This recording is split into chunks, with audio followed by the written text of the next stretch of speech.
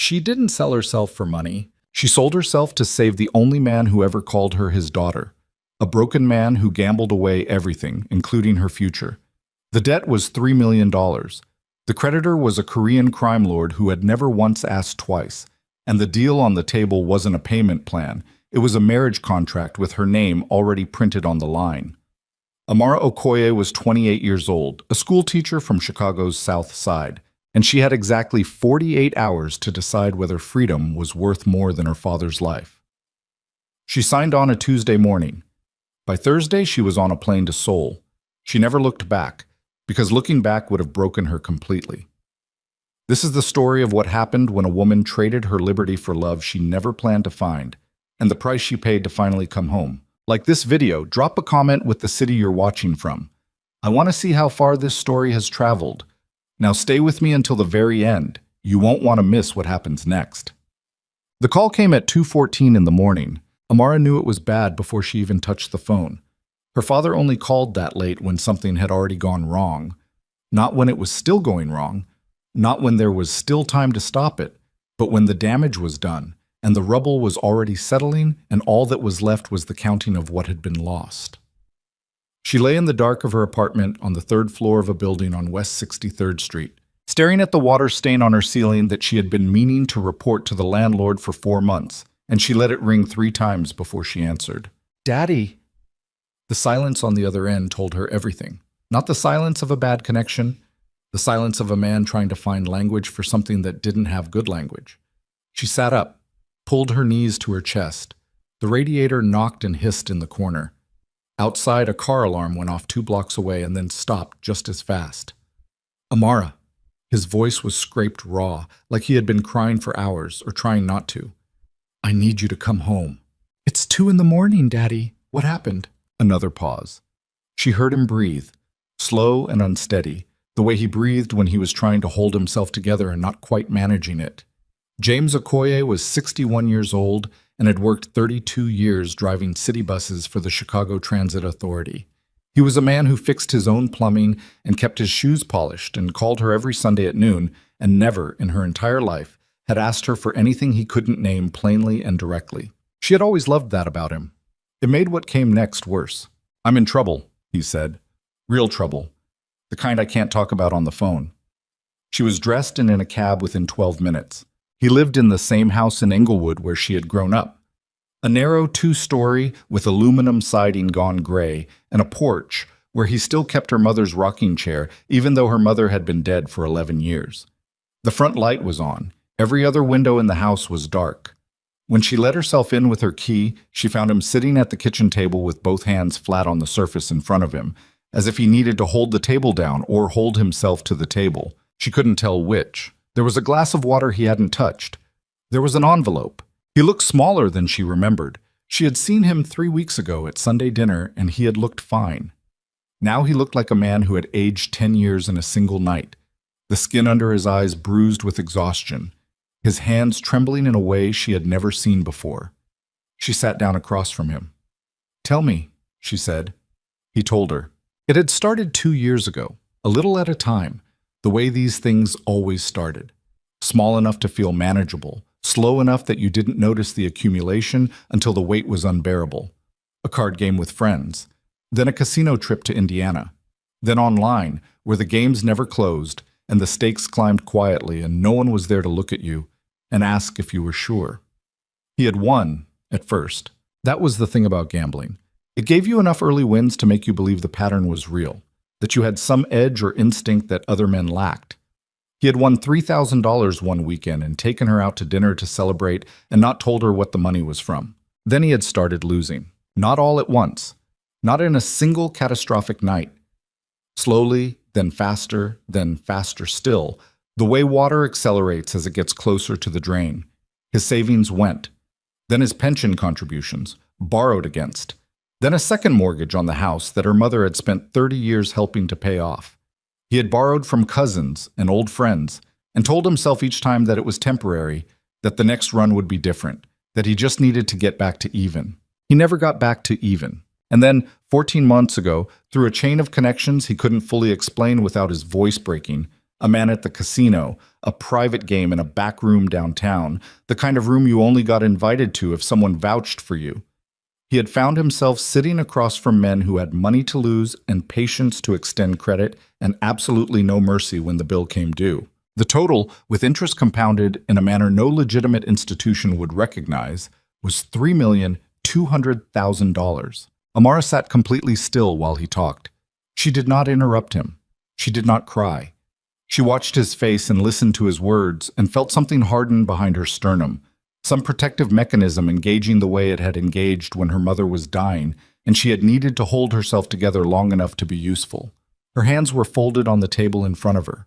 Her nails were painted deep burgundy. She noticed this because she needed somewhere neutral to look while her father told her he had destroyed himself. When he finished, the kitchen was very quiet. "Who are they?" she asked. He pushed the envelope across the table. Inside was a single card. Black matte stock, no logo, just a name in silver print. Kang Capital Group, Seoul. A phone number beneath it, and below the phone number, in handwriting that was precise and unhurried, a single line.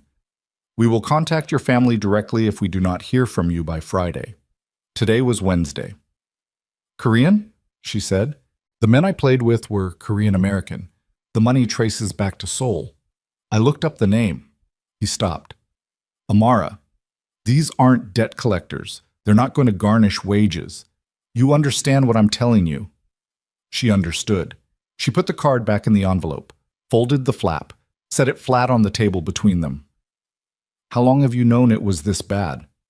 6 months, he said. "I kept thinking I'd find a way. 6 months."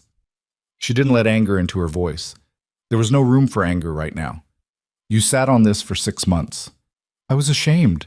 His voice cracked on the last word. He pressed his lips together and looked away from her, at the dark window over the sink. "I'm ashamed. I know that doesn't help anything." "No," she said quietly. "It doesn't." She stayed until 4 in the morning. She went through his finances, what remained of them, with the same systematic calm she brought to grading papers and organizing lesson plans, because that was the only way she knew to function under pressure. The picture was as bad as he had described, maybe worse. There was nothing. The house had equity, but not nearly enough. His pension was borrowed against beyond recovery. Her own savings were $47,000, which she had been building for years toward a down payment on something of her own, and against $3 million it was a gesture, nothing more. She drove home in the gray pre-dawn, the city just starting to stir around her, delivery trucks and early shift workers moving through the pale light, and she sat in her parked car outside her building for 23 minutes without going inside. Then she took out the black card and dialed the number. It rang once. "Miss Okoye," said the voice on the other end. Male, Korean accented English, perfectly calm. "We expected your call." She closed her eyes.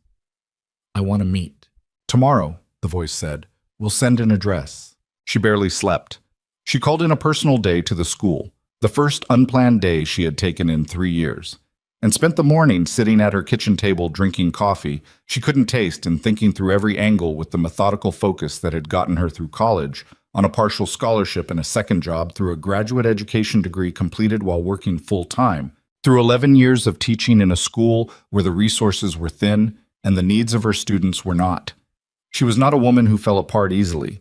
She had learned early that falling apart was a luxury, and she had never been able to afford it. The address arrived at noon.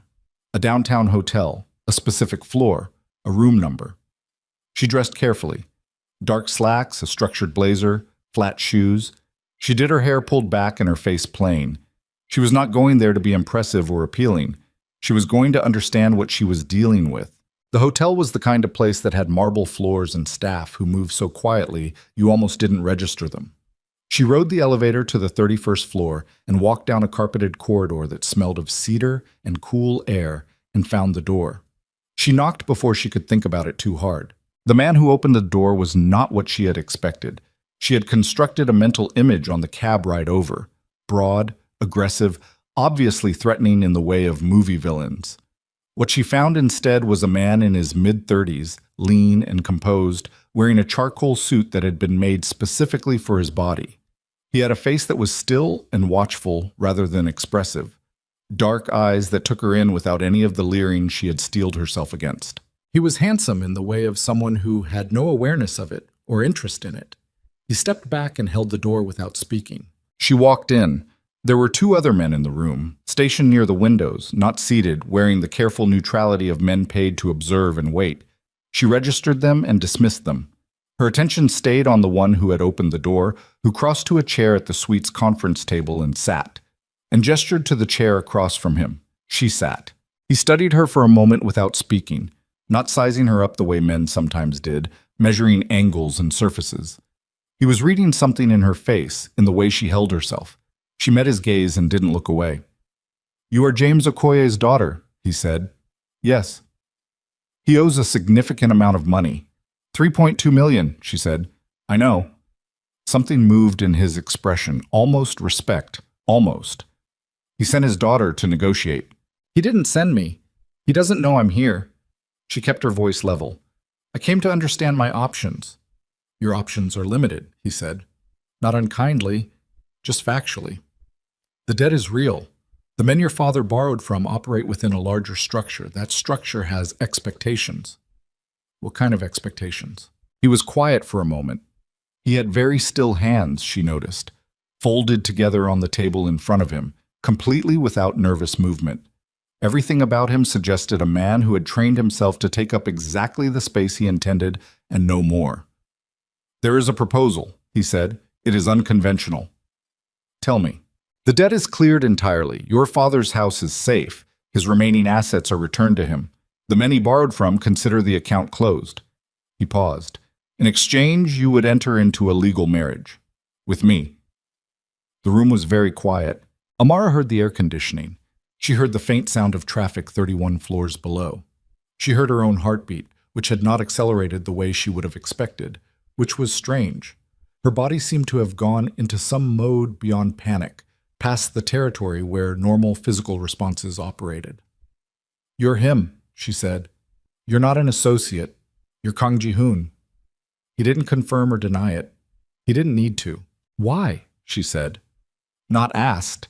Just the word, flat, demanding an answer. That's not a simple question. "Try." He looked at her for a long moment. Outside the windows, Chicago spread gray and wide under a February sky, the color of old pewter. "My position requires a certain stability. A wife. The appearance of a settled life. Arrangements of this kind are not unusual in my world." "Arrangements," she said. "That's what you're calling this?" "What would you call it?" "I don't know yet." She looked at her hands on the table, her burgundy nails, her mother's ring on her right hand, the small gold band she had worn since the funeral. "What exactly would this arrangement require of me?" He told her clearly and without evasion. She would relocate to Seoul, live in his residence, appear with him at necessary social functions, maintain the legal marriage for a minimum of 2 years. He would provide her with every comfort, complete freedom within the residence, her own space, her own accounts, a monthly allowance. He would arrange her father's debt settlement before she set foot on the plane. "And you will never touch me," she said, "not unless you wish it." "I won't wish it." He held her gaze. "Then I won't touch you." She asked him 2 more questions. Whether her father would be protected from any other parties. Yes. Whether she could leave Seoul if there was a family emergency. Yes, with reasonable arrangement. She did not ask him anything personal. She did not ask about his organization or what he actually did or the specifics of how her father had ended up connected to his money. She already knew enough. Knowing more would make the decision harder, not easier. She told him she needed 24 hours. He said that was acceptable. She left the hotel and walked for 40 minutes through the cold without going anywhere, just walking, hands in her coat pockets, breath clouding in the February air. She walked past storefronts and corner churches and a schoolyard where even in the cold a few kids were running at recess, their voices carrying across the chain link. She stopped across the street and watched them for a moment, their coats bright against the gray asphalt, the complete uncomplicated physicality of children who didn't know yet how complicated things got. She taught first grade, 22 kids this year, ages 5 and 6, learning to read and add and exist in community with other humans. She had wanted to teach since she was 9 years old. She was good at it.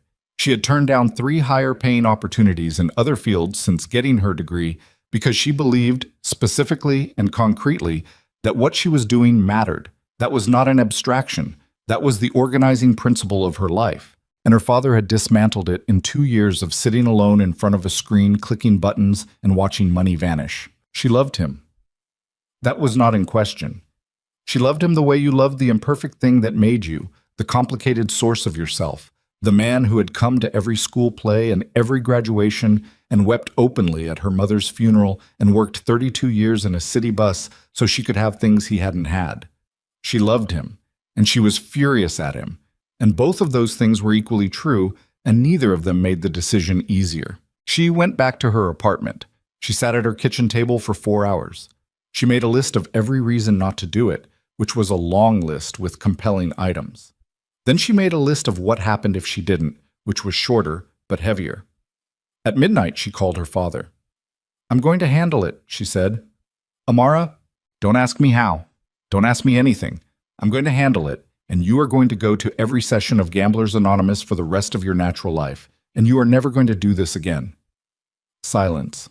Then, broken and low, "I'm sorry, baby." "I know you are." She closed her eyes. "I love you, Daddy. Go to sleep." She was on a plane to Seoul 11 days later. The debt settlement paperwork had been executed within 48 hours of her saying yes, efficient and thorough, every number precise, a legal document she had read 3 times, and had a lawyer friend review who confirmed it was real and binding and in her father's favor. Ji-hoon had not called her or contacted her during those 11 days. He had not tried to check on her decision or renegotiate the terms. He had simply waited, and she had found that, almost against her will, she'd noted the restraint. The flight was 14 hours. She slept for 3 of them, thin and unmemorable sleep that left her feeling worse. She ate the meal that came and drank water and watched the map on the screen in front of her showing the little plane icon crossing the Pacific, and she worked on not thinking too far ahead, on treating each hour as a separate thing that required only her presence and nothing more. Seoul in February was cold, a different cold than Chicago, drier and bright, the sky a sharp blue over a city that was enormous and vertical and moving fast. A car met her at the airport, black and silent, driven by a man who didn't speak to her but handled her bags with careful efficiency. She sat in the back and watched the city come up around her, the Han River visible in the distance, the apartment towers stacked close and tall, the evidence of a city of 10 million people who had nothing to do with her or her problems. The building was in Hanam, close to the river, glass and steel and understated luxury of the kind that didn't need to announce itself. The elevator opened directly into the penthouse. She stepped out and stood in the entrance and let herself take it in because it was extraordinary. Floor-to-ceiling windows on 3 sides. The river below, the city beyond, light coming in at an angle that caught the hardwood floors and the sparse, clean furniture. It was not the opulent excess she had half expected. It was the home of someone who had taste rather than need. Ji-hoon was standing near the windows when she came in. He was dressed more casually than the hotel. Dark trousers, a dark sweater, no jacket. He looked like a man at home, which was strange to register, that he had a home this was. He turned when she came in. He didn't smile, but he didn't look cold either. He looked like a man who had worked hard to be unreadable and had mostly succeeded. "You came," he said. "I said I would." He showed her the apartment. Her room was at the east end, separated from his by a sitting room and a stretch of hallway that made the distance clear. The room was larger than her entire Chicago apartment, with a view of the river, a bathroom with a soaking tub, and a small writing desk near the window. There were fresh flowers on the nightstand, white, simple, not extravagant. She didn't acknowledge them, and he didn't explain them. There were keys on the dresser, an envelope with a bank card and a handwritten note giving the PIN, and a local phone already configured. "The house staff comes Monday and Thursday," he said. "I'll introduce you when they come. You're not expected to manage them or interact with them in any way you don't choose." "Okay," she said. "I work irregular hours. Some nights I won't be here at all. You won't be disturbed." "And what am I supposed to do?" she asked. She hadn't meant it to come out sharp. It came out sharp anyway. He looked at her steadily. "Whatever you want. There are no requirements beyond the social appearances we discussed. Those I'll schedule with advance notice. Everything else is your own time." "I'm a teacher," she said. "I don't know how to have unstructured time." Something shifted in his face. Not quite a smile, but adjacent to one, a fractional softening around the eyes. Then structure it, he said. The city is available to you. He left her alone after that. She heard him move through the apartment, heard a door close, heard nothing more. She stood at the window of her room and looked at the Han River turning silver in the late afternoon light, the bridges spanning it at intervals, the mountains visible in the distance beyond the south side of the city. She had made the most consequential decision of her life in a kitchen at 4 in the morning and a lawyer's office 2 days later, and now she was standing in a stranger's home 6,000 miles from everything she knew, and the only honest assessment she could make was that she had absolutely no idea what happened next. She unpacked her suitcase. She arranged her books on the empty shelf because she had brought 7 books, and she needed to do something with her hands. She put her mother's photograph on the writing desk, the one from her parents' wedding in 1987, her mother laughing at something outside the frame. Her father caught mid-word, both of them 30 years younger than grief. She looked at the photograph for a moment and then looked away. She took a shower. She made a list. She put herself to bed at 9 o'clock Seoul time and lay in the dark with the river light moving on the ceiling and tried very hard to feel nothing in particular. She almost managed it. For 3 weeks, she and Ji-hoon lived in the same penthouse, like 2 people sharing a library, aware of each other, occupying the same space, doing nothing to close the distance. He was home in the evenings, perhaps 4 nights out of 7, and often left before she was awake. When they were both present, they sometimes ate dinner at the same table and sometimes didn't. Conversation was sparse and functional. She asked where the nearest subway station was. He told her. She asked if there was a gym in the building. There was. She found the English language bookstore in Itaewon on her 3rd day, and went every week after that. She learned the city. Not sentimentally, not as a tourist. She had not come here to be charmed. But practically, the way she learned any environment that was going to be her context for a significant amount of time. She learned the subway lines and the neighborhood markets, and which direction to walk when she needed to think. She began picking up Korean phrases not because anyone asked her to, but because she found not understanding what was around her more uncomfortable than the effort of learning. Ji-hoon's housekeeper, a stout woman in her 60s named Mrs. Park, discovered this and appointed herself a highly opinionated informal teacher who had no patience for mistakes and seemed to find Amara's determination both baffling and satisfying. Ji-hoon noticed. She knew he noticed because one evening she came back from the market having conducted an entire transaction in Korean, badly, haltingly, but entirely. And she was telling Mrs. Park about it when she turned and saw him standing in the kitchen doorway, listening with that expression she had begun to identify as the closest he got to openly pleased. "How many weeks have you been studying?" he asked. 3.5. "Your pronunciation is wrong," he said, but said it without edge. "The tones are off." "I know. I'm working on it." He pushed off the doorframe and came to the kitchen counter and poured himself water. "There's a class at the Sejong Center. Foreigners who want to learn Korean. You'd be ahead of most of them in vocabulary." She looked at him. "Are you recommending I take a class?" "I'm telling you the class exists." She went the following Tuesday. She was ahead of most of them. It was a small thing. But she cataloged it anyway because she was cataloging everything. The class recommendation, the way he moved the newspaper off the kitchen chair when she came in for coffee. The evening she came back from Itaewon in a downpour and found a towel and a dry pair of socks waiting outside her door with no explanation. Small adjustments.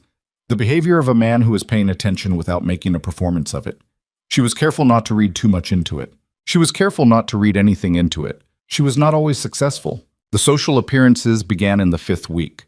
An industry dinner, legitimate business, shipping, and logistics. The surface of what she understood to be a vast iceberg. She wore a deep green dress she had bought in Itaewon and stood beside Ji-hoon in a room full of Korean businessmen and their wives and spoke when spoken to and smiled with the precision of a woman who had years of experience smiling past discomfort. Ji-hoon introduced her simply as his wife.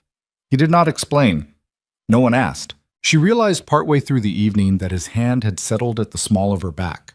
Not possessive, not performance, just a light present pressure that she had not consented to and also had not moved away from. In the car afterwards, she stared out the window and he stared out his window, and neither of them mentioned it. "You were good," he said finally, low, quiet. "In there. You were good." She kept her eyes on the passing city.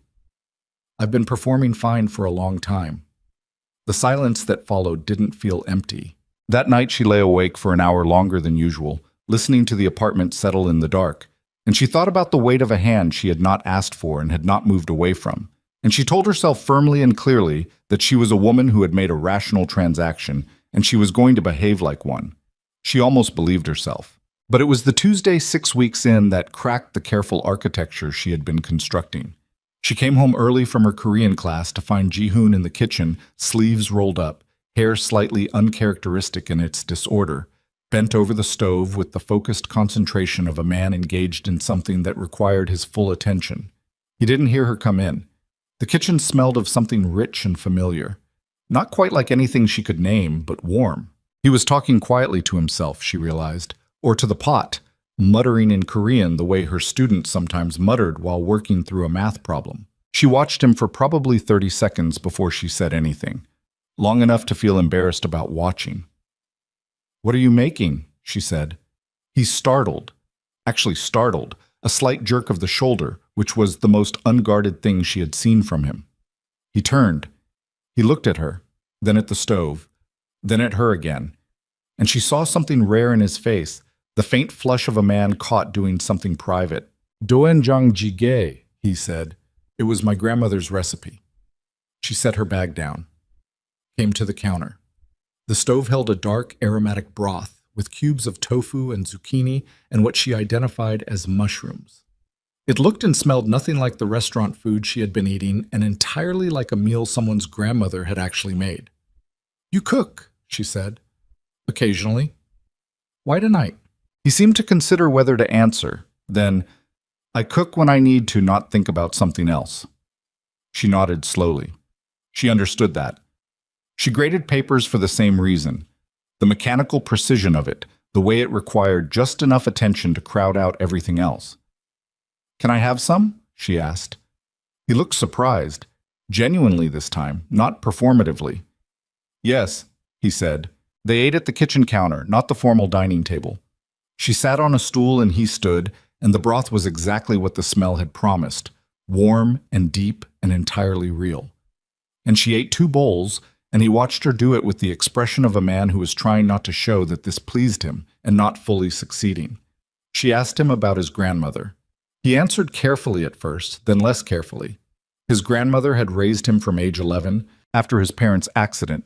She had been a farmer's daughter from South Chungcheong province, a small woman who could silence a room with a look, who believed that food was the primary language of care and who had made this exact stew every Sunday of her life until she was unable to.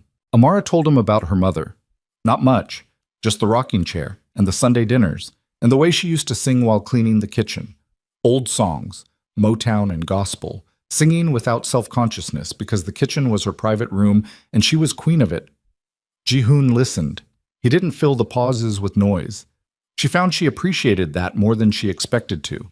She washed the bowls when they were done.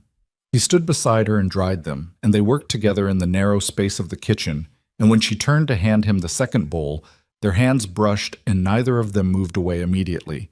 And the silence in the kitchen was a different kind of silence than anything that had come before. She stepped back. She hung the dish towel on the rack. "Good night," she said. "Good night," he said. She went down the hallway to her room and closed the door and stood with her back against it in the dark and felt, for the first time since arriving in Seoul, genuinely frightened. Not of him, of herself. Of the specific and inconvenient discovery that the man she had sold herself to was not a monster, was not cold, was not simply an arrangement, but was a person. With a grandmother's recipes and a stove he cooked it when he couldn't sleep, and hands that dried dishes in a kitchen like he knew how. That was far more dangerous than anything she had prepared for. And then, 10 days later, she found the gun. She was not snooping. She wanted to be clear to herself about that. Not that it changed anything, but accuracy mattered.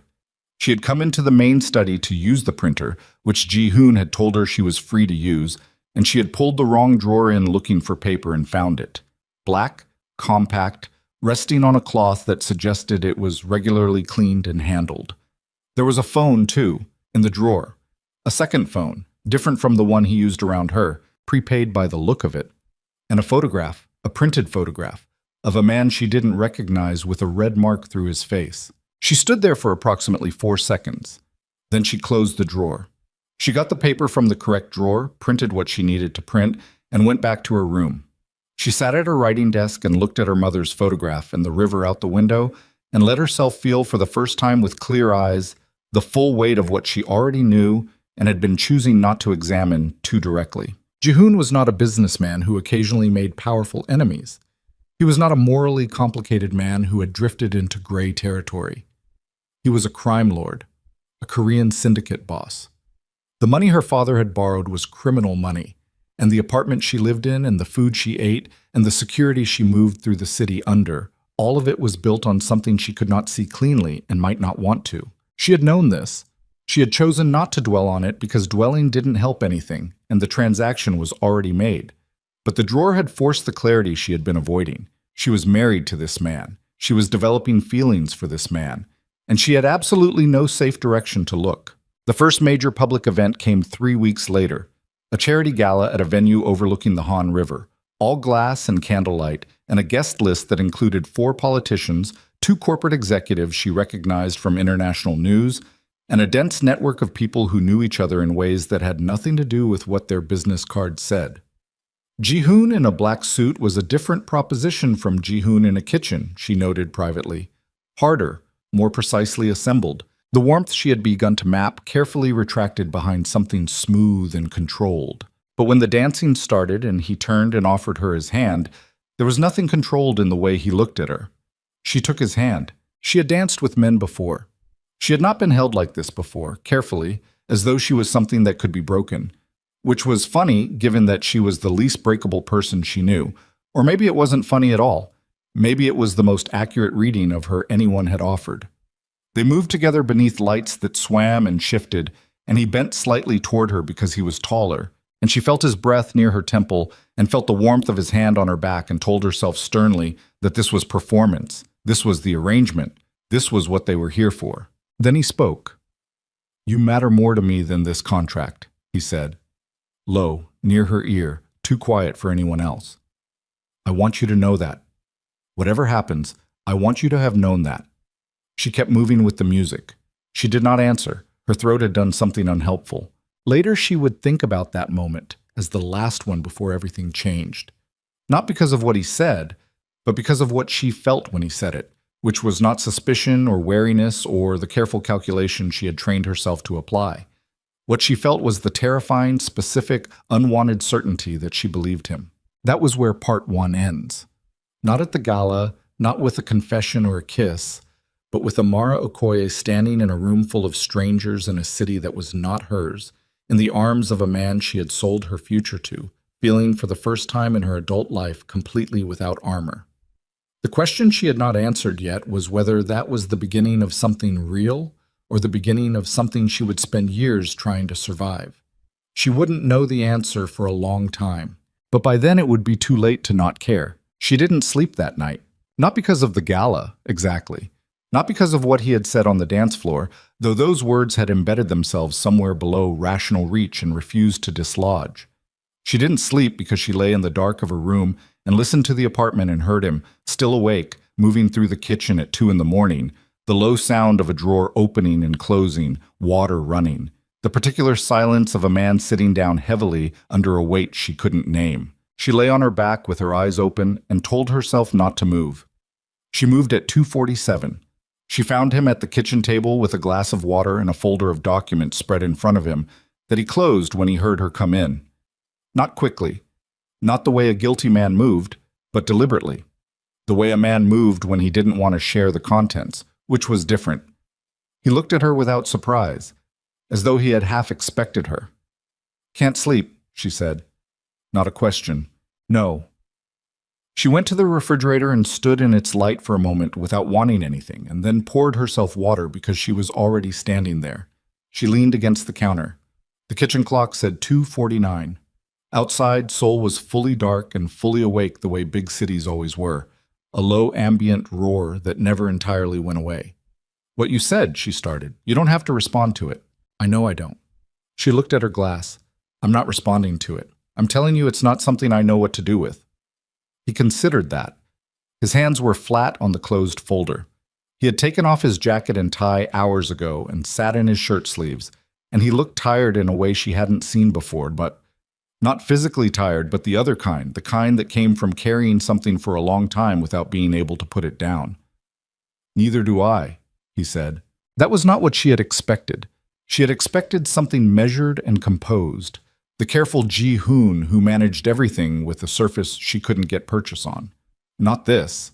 Not the admission that he was in the same uncharted territory she was. "Then why say it?" she asked.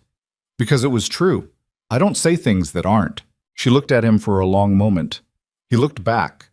The kitchen light was low and yellow, and the city hummed outside, and between them was a silence that had weight and temperature that pressed against her chest.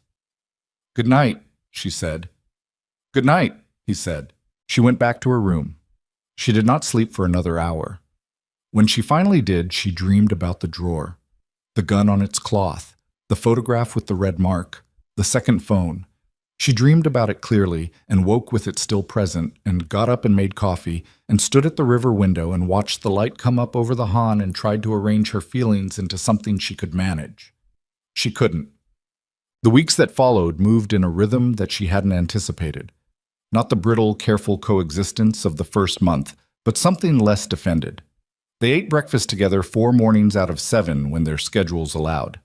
He taught her to make doenjang jigai, standing beside her at the stove and correcting her proportions with the same direct precision he seemed to apply to everything, and she pretended to be more impatient with his corrections than she actually was. She told him about her students, the one this year who had arrived in September unable to hold a pencil correctly and by December could write his own full name.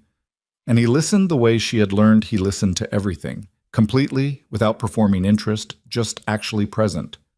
It was, she thought, the thing about him that undid her most reliably. Not his face, or his stillness, or the particular way he occupied a room, the way he listened as though what she said was the most relevant thing currently happening. Mrs. Park watched all of this with the frank assessment of a woman who had been in the household long enough to have opinions and no particular inclination to hide them.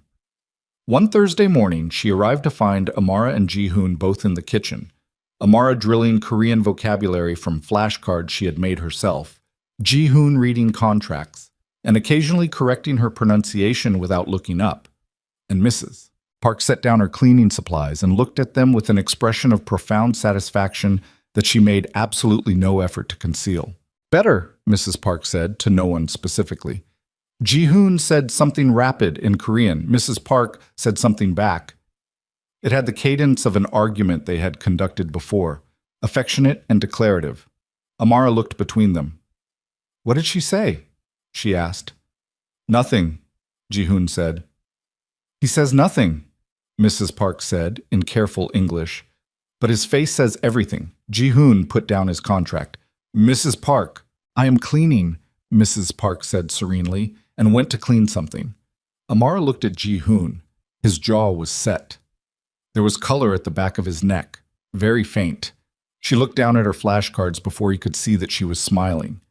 It was the closest thing to happiness she had felt since arriving. She was aware this was a problem. The problem had a name, and the name arrived 6 weeks after the gala in the form of a phone call that Ji-hoon took in his study with the door closed. She was not near the door. She was in the sitting room with a book she had stopped reading, and she heard his voice shift, the particular shift she had learned to register, where the surface that was always somewhat controlled went, an additional register lower and tighter, the voice he used when the call was not about legitimate business. He was on the phone for 40 minutes. When he came out, he did not explain, and she did not ask. But that evening, a man came to the apartment. Ji-hoon introduced him as Seo Dae-won, a senior associate. He was 40 or so, broader than Ji-hoon, with a careful smile that sat on his face like a piece of furniture that didn't quite fit the room. He looked at Amara with the specific appraisal of a man calculating her relevance, weighing how much she knew and how much that knowledge mattered. "The American wife," he said in English, pleasantly. "The Korean associate," she said back, equally pleasantly. Something moved in Dae-won's eyes. Amusement, maybe. Or reassessment. He turned back to Ji-hoon and they spoke in Korean, And she excused herself not because she was asked to, but because she recognized when her presence was technically tolerated rather than actually welcome. She went to her room and sat at her desk, and noticed that her hands were slightly cold. Later, when day one was gone, she went to the kitchen and found Ji-hoon standing at the counter with his back to her, perfectly still, the way he went still when something was costing him significant effort to contain. "Problem?" she said. He turned. His face was composed. "Nothing that concerns you. I live here." "I know where you live." She folded her arms. "That man doesn't like me." "It doesn't matter whether he likes you. It matters to me." "Why?" She looked at him. "Because I've been here 4 months, and I've been careful, and I've been appropriate, and I've been whatever this arrangement requires me to be. And that man walked in here and looked at me like I was an inconvenience that might need to be managed. And you didn't say a word." Ji-hoon's jaw worked once. He set down the glass he'd been holding. "Daewon handles certain operations on my behalf. He has concerns about exposure, about the arrangement being a liability. He thinks I'm a liability. He thinks relationships are liabilities in general." "And what do you think?" she asked. The kitchen was quiet. He looked at her steadily, and in his eyes was something she couldn't fully read. Not the careful blankness she had first encountered, but the actual complicated thing beneath it. "I think," he said slowly, "that I've made decisions I can't unmake, and some of them I don't want to." She held his gaze. "That's not an answer." "It's the only honest one I have right now." She stood there for another moment. Then she nodded once, short and tight, and went to bed. She lay in the dark and thought about the word exposure, and the way Daewon's eyes had calculated her, and the fact that Ji-hoon had not told him to stop. And she felt for the first time since the gala the fine cold edge of something she recognized as fear. Not of Ji-hoon, of the world he inhabited, of the ways that world did not care about arrangements or contracts or a woman's careful management of her own feelings. Of the fact that she was in it now, all the way in, and the door behind her had been closing so gradually she hadn't noticed until it was already shut. She called her father the next morning. He sounded better than he had. His voice had some of its old steadiness back, and he told her about his GA meetings with a directness that she recognized as genuine commitment, not performance. She asked about the house, about his health. He asked about Seoul, and she told him about the food, and the language class, and the subway, and left out everything else, which was most of it. "You sound different," he said. "Different how?" "I don't know. Settled. You sound like you've settled somewhere." She watched the river. "It's a complicated place." "Complicated good or complicated bad?" She was quiet for a moment. "Both." He didn't push. He never had, which was part of why she loved him, and part of why he had been able to hide his problem for 6 months. She told him she'd call Sunday and hung up and sat with the phone in her hands and thought about the word settled and whether it was an accurate word for what was happening. It wasn't. Settled implied resolution. What she was something else. Embedded, maybe. Tangled.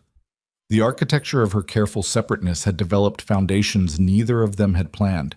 That afternoon, she went to the bookstore in Itaewon and spent 2 hours with her back against a shelf in the English section reading the first 100 pages of a novel she'd been meaning to read for a year. And nobody needed anything from her, and she needed nothing from anyone. And it was, for a small window of time, entirely peaceful. She was on the subway home when her phone buzzed with a message from a number she didn't recognize. "You don't know what your husband is? Ask him about Busan. Ask him about what happened 3 years ago. You should know what you're sleeping next to." She read it twice. The subway car rocked and lurched under her. The other passengers sat with their own phones and their own thoughts and paid her no attention. She deleted the message. She did not ask Ji-hoon about Busan that evening. She ate dinner and talked about her book and watched his face and stored it away. The message, the number, the word Busan, and said nothing. She was not naive. She had known from the beginning what he was. The message told her nothing she didn't already know in outline, but the specific word, Busan, 3 years ago, had a particular weight. Specificity was different from abstraction. Specificity meant an event, a named thing. She spent 4 days not asking. On the 5th day, she asked. She waited until evening, until Mrs. Park was gone and the apartment was quiet. He was in the sitting room with a book that she suspected he wasn't reading, and she came in and sat in the chair across from him and said, "What happened in Busan 3 years ago?" He went very still. Not the composed stillness. The other kind. The stillness of a man processing where a thing came from and what it meant that it had arrived. "Who told you about Busan?" he said. "An anonymous message. 2 weeks ago. I deleted it." 2 weeks. His voice had gone flat. "You've been sitting on this for 2 weeks. I needed to think about whether to ask." He set the book down. He looked at the floor for a moment, then at her, and the careful surface was gone. Not replaced by anger or defensiveness, but by something raw, something that had the quality of a man deciding how much truth he was capable of giving. "There was a man," he said, "a trafficker. He operated out of Busan, moved through a shipping network I had partial interest in at the time." He paused. "I found out what he was doing with that network. I removed him from it." Silence. "You killed him," she said. "Yes." "And the people he worked with?" "Addressed," she breathed. The room had the particular weight of a space where something important was happening in very few words. "The photograph in your desk drawer," she said. "The one with the mark on it." His eyes sharpened. "You saw that." "I was looking for printer paper. I wasn't—" She stopped. "Is it the same kind of thing?" He was quiet for a long moment. "It's related," he said carefully. "Ji-hoon," she leaned forward, "I'm not going to fall apart. I'm not going to run to the police. I'm not your enemy. But I need you to tell me what I'm actually living inside of, because I have been managing on partial information and I can't—" Her voice caught on something. She pressed through it. "I can't keep doing that." He looked at her for a long time. She could see him calculating. Not whether to trust her, she thought, but how much truth was survivable, how much she could actually hold. "The man in the photograph," he said slowly, "is named Cha Min-seok. He was my second in command for 6 years. He has recently begun developing independent ambitions that create problems. For you. For everyone in my organization, including anyone associated with me." The word anyone landed with the weight he intended. She felt it. "Am I in danger?" she asked, direct and flat. "Not immediately," he said. "I'm managing it." "Managing it," she repeated. "Yes." "The way you managed Busan." He held her gaze. "If necessary." She sat back. She looked at the ceiling for a moment, at the clean white plaster and the low light of the lamp, at the entirely ordinary surface of a room in which a man had just calmly told her he would kill someone if required. She thought about the text message, about whoever had sent it and why, about Daewon's calculating smile and the folder Ji-hoon had closed at the kitchen table at 3 a.m. She thought about the doenjang jjigae and the flashcards and his hand at the small of her back on the dance floor. "When this is resolved," she said, "the Min-seok situation, what happens after that?" He looked at her with an expression she hadn't seen before, complicated and careful and carrying something behind it she couldn't fully name. "That depends," he said, "on what you want after." She didn't answer that. She wasn't ready to answer that. She stood, and she looked down at him, and she said, "Don't lie to me. Whatever else this is, don't lie to me. That's the one thing I actually need." "I haven't," he said. "I won't." She nodded. She went to her room. She lay down on top of the covers without undressing and stared at the ceiling and felt the full, complicated mass of the situation pressing on her chest. The danger that was apparently real and ongoing, the man who had just told her he killed a trafficker and would kill again if he had to, and the fact that neither of these things had managed to dislodge the thing she was trying not to feel for him, which was the most damning information she had encountered in months. She was not falling in love with a fiction. She was falling in love with a man who had a gun in his desk drawer, and a photograph with a red mark, and a former underboss who was developing ambitions, and she was doing it clear-eyed and fully informed, and without the comfort of being able to tell herself she hadn't known what he was. That was worse. That was so much worse than not knowing. 2 nights later, she stopped fighting it. It was not dramatic. There was no moment of declaration or overwhelm. She came home from her Korean class in the late evening to find him in the kitchen making tea. Ordinary domestic act, shirt sleeves, steam rising. And he looked up when she came in, And something in the way he looked at her was so entirely unguarded that she crossed the kitchen and he set down the kettle. And when she kissed him, he kissed her back with the contained desperation of a man who had been waiting for something for a long time and had given up expecting it to arrive. They stood in the kitchen for a long time. Outside the windows, Sol blazed and moved and didn't care. And inside the apartment, something irrevocable had just quietly occurred. 5 months after that first kiss, on a Tuesday morning in October with rain streaking the river windows and Ji-hoon in the shower and Mrs. Park not yet arrived, Amara Okoye sat on the edge of the bathroom counter in the small ensuite of their bedroom and looked at the 2 lines on the test she had been putting off taking for 11 days and felt the world reorganize itself entirely around a single fact. Twins, the ultrasound would confirm 3 weeks later. 2 heartbeats. 2 small, complete things coming whether she had planned for them or not. She looked at the test for a long time. She heard the shower cut off. She heard him moving in the bathroom, the sound of a cabinet opening. She sat very still on the counter and held the test in both hands and thought about the drawer with the gun and the photograph with the red mark and Cha Min-seok developing his ambitions and 2 heartbeats that had no idea what world they were arriving in. Ji-hoon opened the bathroom door. He stopped.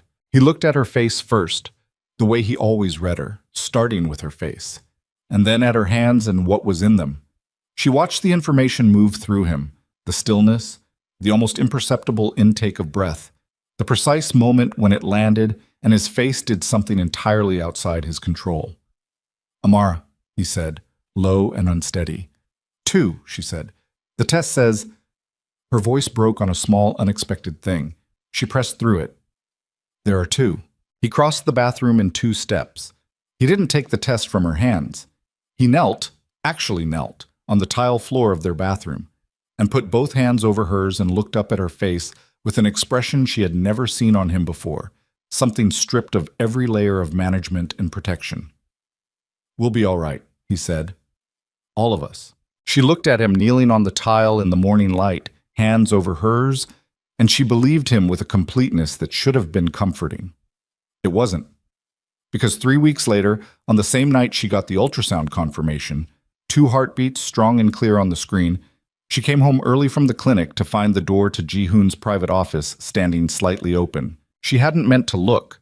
She had been walking past, mindful of heartbeats and names, and the overwhelming logistics of 2 lives she was now responsible for. She looked. The man in the office was one she didn't recognize, heavy, middle-aged, on his knees with his hands raised. Ji-hoon was standing. He was speaking in Korean, low and unhurried, with the specific stillness she now knew was the stillness of a man who had made a decision and was at complete peace with it. Then he raised the gun. She did not scream. Some deep, cold part of her brain registered the scene and immediately locked everything down. Sound, movement, reaction. She stood in the hallway and watched through the 3-inch gap of the open door, and what she saw took approximately 4 seconds, and then it was over, and the only sound was the particular quality of silence that followed something that could not be undone. She backed away from the door. She went to the bedroom. She sat on the edge of the bed. She put both hands flat on her knees and felt her body doing all the things bodies did. Shaking, cold, breath wrong. And behind her eyes, playing on a loop, was the expression on Ji-hoon's face as he had raised the weapon. Not rage. Not satisfaction. Nothing. That was the thing that would not leave her. The complete, practiced absence of anything. Not the act itself. She had known. She had known what he was. She had no claim to shock at the existence of violence in his world. But the nothing. The man she had watched cook his grandmother's recipe with focused, gentle hands was the same man whose face had held nothing at all in that moment. And the distance between those 2 things was so vast, she couldn't find the bridge. She sat on the bed for a long time. She thought about 2 heartbeats. She thought about Busan and Min-seok and the folder at 3 in the morning and all the things she had chosen to hold alongside rather than run from. And she thought about her sons. Her sons. That was real. That was happening. Growing up inside the radius of what she had just seen. She thought about the nothing on his face. She did not sleep that night. In the early hours of the morning, while Ji-hoon slept beside her with his arm across her waist, she lay with her eyes open and made the decision she had been afraid of making since October. She made it quietly and completely. And once it was made, she did not unmake it. She waited 3 more days because she needed to be certain. She was certain. On the 4th day, while Ji-hoon was at a morning meeting, she packed one bag. She wrote a letter. She did not try to explain everything, right? There was no language for everything. But she wrote enough. That she loved him. That she believed the man he showed her was real. That she had seen his face in the office and understood that the other man was also real, and she could not raise her sons in a house where both men lived. She put the letter on the kitchen counter beside his coffee cup, where he would find it first thing. She took her coat and her bag and her mother's photograph from the writing desk. She did not look at the river. She walked out of the penthouse and did not come back. And the elevator doors closed behind her and Seoul swallowed her whole, and by the time Ji-hoon returned to an apartment that had her letter and none of her, Amara Okoye was already in the air, flying west, toward a city he had never been to, carrying 2 lives who did not yet know their father's name. Portland came up gray and wet in early March, the kind of city that seemed designed for people who needed to disappear. The rain, a constant low curtain, the neighborhoods folded into themselves, nobody asking questions because nobody particularly wanted to be asked questions either. Amara had chosen it for 3 reasons. She had a college friend there, a woman named Dana, who had moved west years ago and built a quiet life and would not ask too much. The cost of living was manageable on savings while she rebuilt. And it was as far from Seoul as she could get without leaving the country, which she could not do because her passport was in her own name, and she understood, in the cold practical part of her brain that had carried her through every hard thing, that distance was only useful if it was also invisible. She had the twins in June, 2 boys, healthy and furious about being born, 7 pounds each, arriving 4 minutes apart in a hospital where no one knew her married name. She had gone back to Okoye on all the paperwork. The birth certificate said father unknown. She held them in the delivery room, one in each arm, and felt something so enormous and terrifying and complete that she couldn't find language for it. Only the physical fact of them, their weight, their heat, the particular blind urgency of their need. And she looked at their faces and saw Ji-hoon in the set of their brows and felt grief and love so tangled together she couldn't separate the threads. She named them Marcus and James. Marcus for no one, just a name she loved. James for her father, who flew out 2 weeks after the birth and sat in her small apartment and held both boys and wept openly and did not ask any of the questions she could see pressing at him. He stayed 4 days. He went back to Chicago. He called every Sunday. 3 years passed. They were not easy years, but they were hers. She found work at a children's bookstore in the Pearl District, a narrow place full of good light and the particular smell of new books, run by a woman named Carol, who had 2 grown kids and a management style that amounted to leaving good employees alone to do their jobs. She was good at her job. She read to the kids who came in on Saturday mornings, the same way she had read to her first graders, with full commitment and without condescension. And the children sat in the circle on the reading rug and leaned toward her voice the way children lean toward warmth. She was good at this. She had always been good at this. The twins went to a daycare 4 blocks from the apartment, run by a woman named Gloria, who had the unshakable calm of someone who had managed toddlers for 30 years and could not be rattled by anything. Marcus and James were loud and physical, and opinionated and deeply attached to each other in the way of children who had shared space since before they had language. They were, at 3, the most complete argument she had ever encountered for the position that the world contained things worth protecting at any cost. She thought about Ji-hoon every day. She was not going to lie to herself about that. She thought about him with the steady, controlled ache of someone managing a chronic condition, present, always present, but workable if she kept moving. She thought about his hands over hers on the bathroom tile. She thought about his face at the gala. She thought about the nothing in his eyes in the doorway of the office, and she held that image carefully. Like a splinter she kept in place to remind herself why she had left. She did not contact him. She did not look for information about him. She built her life in Portland with the focused, forward-only energy of a woman who understood that looking back was the one indulgence she could not afford. She almost made it. What? The photograph started in September, 3 years and 3 months after she had walked out of the Seoul penthouse. The first one was on her windshield when she came out of the bookstore on a Tuesday evening. A plain white envelope, no writing on the outside, tucked under the wiper blade. Inside was a photograph. Marcus and James at the daycare playground, shot from a distance but clearly focused, their faces identifiable. Taken that day, judging by what they were wearing. She stood on the sidewalk in the rain and looked at it for a long time. Her hands were steady. Her hands were the last thing to go with her, always. They had been steady in the hotel room when she made the deal, and steady in the hospital when she was in labor, and they were steady now, holding the photograph, while the rest of her performed the calm calculation of a woman who had known this was possible and had hoped it was not. She went straight to Dana's apartment instead of her own. She sat at Dana's kitchen table, and Dana looked at the photograph and went very quiet, in the particular way of someone who understood the weight of something without needing it explained. "How long have you been watching for this?" Dana asked. "Since the beginning," Amar said. "I've been watching since the beginning." "What do you do now?" She didn't answer that night. She took the boys home, put them to bed, checked the locks. New habit, updated locks 2 weeks after arriving in Portland, something she had done without overthinking and had been grateful for every day since. She sat at her kitchen table after they were asleep and looked at the photograph and thought through everything she knew, which was not nothing. She knew Ji-hoon had resources that made conventional hiding essentially theoretical. She had known this leaving Seoul. She had made it 3 years not because he couldn't find her, but because, she had told herself, he hadn't been looking, or had been looking and had been waiting. She had not allowed herself to examine which was more likely, because the examination led to a conclusion she wasn't ready for. The second photograph was on her apartment doorstep 3 days later. The boys asleep in their room, shot through the window. Her bedroom window. The angle indicated someone had been at the level of the fire escape. She called a locksmith and had every lock in the apartment upgraded that afternoon. She moved the boys' beds to the interior wall. She put a simple alarm on the window.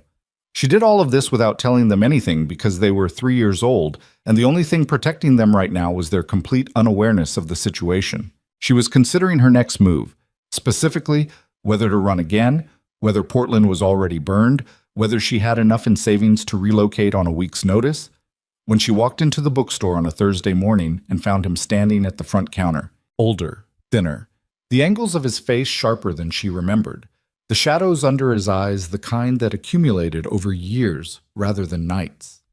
He was wearing a dark coat, damp from the rain, and he stood with his hands at his sides and looked at her with an expression she had no category for. Not anger, not demand, something that had passed entirely beyond those things into something quieter and more devastating. She stopped 6 feet from him. Carol was behind the counter pretending to look at something. The store was otherwise empty. "You should go," Amara said. Her voice came out level. She was surprised. "I know," he said. "Then go." "I will. I need to say something first." She did not move toward him. She did not move away. She stood on the wood floor of the bookstore with the smell of new books around her, and looked at the man she had loved and left, and looked at for 3 years in the face of their sons without ever once being able to stop, and she kept her face blank and her hands still. "Say it," she said. He reached into his coat and placed something on the counter between them, a photograph. Not like the ones on her windshield in her doorstep. A different photograph, older, printed on glossy paper. She didn't look at it yet. She kept her eyes on his face. "The man you saw in the office," he said, "in Seoul, the night you left." "I remember." His name was Park Hyun-tae. He ran the financial side of a trafficking network that had been operating through the shipping infrastructure for 11 months before I identified it. Children. He paused on that word, held it plainly without decoration. He was the payment processor, the man who made the operation solvent. Another pause. "I had him in custody for 6 hours before that evening. I gave him time to give me the people above him. He gave me 2 names. When he was finished, he was no longer useful, and he was too dangerous to release." Amara looked at the photograph on the counter. It was a document, a criminal investigation file page, Korean National Police, with names and photographs and the particular bureaucratic density of official records. Park Hyun-tae's name was at the top. The words below it were in Korean, but the photographs were not ambiguous. She looked at it for a long time. Her throat had done something complicated. She swallowed past it. "That doesn't change what I saw," she said. Her voice was quieter than she intended. "No," he said. "It doesn't. I know what you saw. I know what my face looked like." He was direct about this, without apology, but without dismissal either. I'm not asking you to have felt differently. I'm asking you to know the full truth of what it was. She looked at him. Why now? Why walk in here 3 years later and tell me this now? Because someone has been watching your apartment. His voice stayed even, but something underneath it had an edge. Not me. Not my people. Someone else. I've known where you were for 18 months. I haven't come because I believed you were safe, and I believed you had the right to make the choice you made. He stopped. The photographs on your car and your door, those aren't from my organization. The bookstore was very quiet. Who then? She said. Chamin Siok, he said. My former underboss. He found you 8 weeks ago. I don't know how. I found out 6 days ago. The cold that went through her was immediate and physical. Not fear exactly, but the body's recognition of threat, the animal intelligence that lived below thought. She had heard the name Min Seok before, from Ji-hoon in the sitting room the night she had asked about the photograph with the red mark. Former underboss. Independent ambitions. Problems. Why me? She said. Why come after me? Because he wants leverage, Ji-hoon said, and because he wants to hurt me. I left the organization 14 months ago. I began the exit 18 months ago, after your letter. I spent the time since selling operations, liquidating criminal assets, moving everything into legitimate structures. Hotels, shipping, restaurants. He said it without performance, as facts requiring acknowledgement rather than credit. Min Seok sees that as a betrayal. He believes if he has you and the boys, he has a way to force me back in or destroy me completely. The boys. He said it without hesitation, which meant he knew. Of course he knew. She had always understood on some level that he knew. They're mine, she said, sharp and immediate. Yes, he said. Just that. No qualification, no demand, no claim in the word. She looked at him standing in her bookstore in his rain-damp coat, 3 years older and thinner and carrying in his face the accumulated weight of everything that had happened. And she hated how much she still understood him. She hated that she could read him.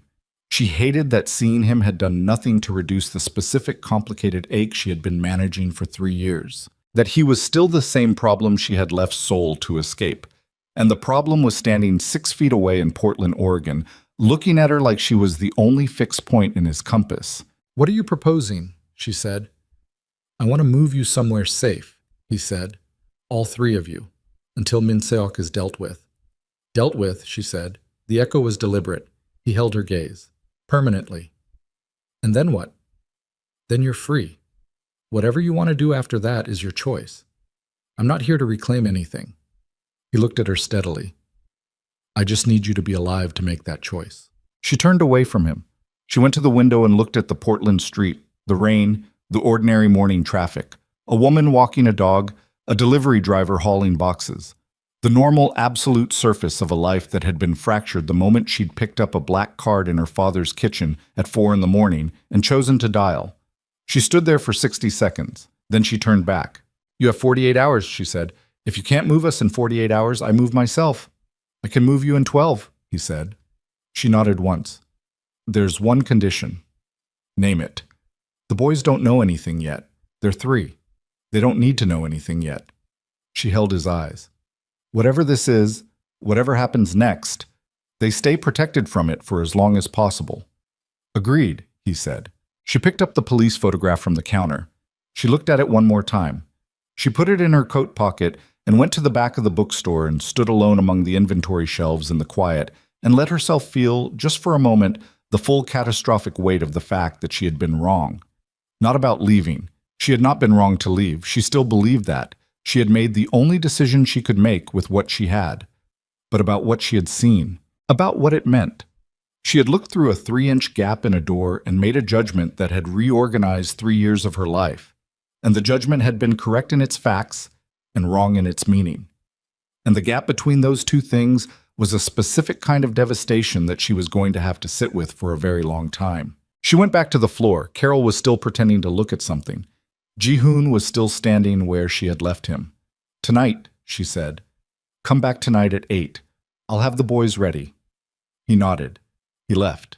She stood in the bookstore and watched his coat disappear into the Portland rain and pressed her thumbnail into her palm until the sharp, clean pressure was enough to keep her present. And then she went back to work because the boys needed to be picked up at 5, and the day was not finished. And she was not the kind of woman who stopped functioning simply because the world was on fire. She called Dana from the back room. "He found me," she said. Dana was quiet for a moment. "Ji-hoon?" "And someone else. Someone worse." She looked at the wall. "I'm going with him tonight. I need you to know, in case—" "Don't finish that sentence," Dana said, sharp and immediate. "In case," Amar repeated. "My father's number is in your phone. If you don't hear from me in 2 weeks, call him." A long pause. "Are you going to be okay?" She thought about the photograph on the counter and the document in her pocket and Min Seok's name and 2 boys who needed to be picked up at 5. "I don't know yet," she said honestly. "I'll tell you when I do." She hung up. She worked the rest of her shift with the steadiness she had trained into herself over years of needing it. She smiled at customers. She rang up purchases.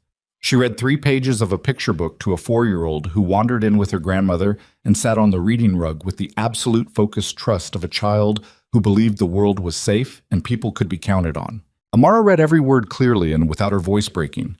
At 5, she picked up the boys. Marcus had drawn a picture of a dog at daycare and was carrying it with the seriousness of a man transporting a document of significant importance. James had apparently bitten another child.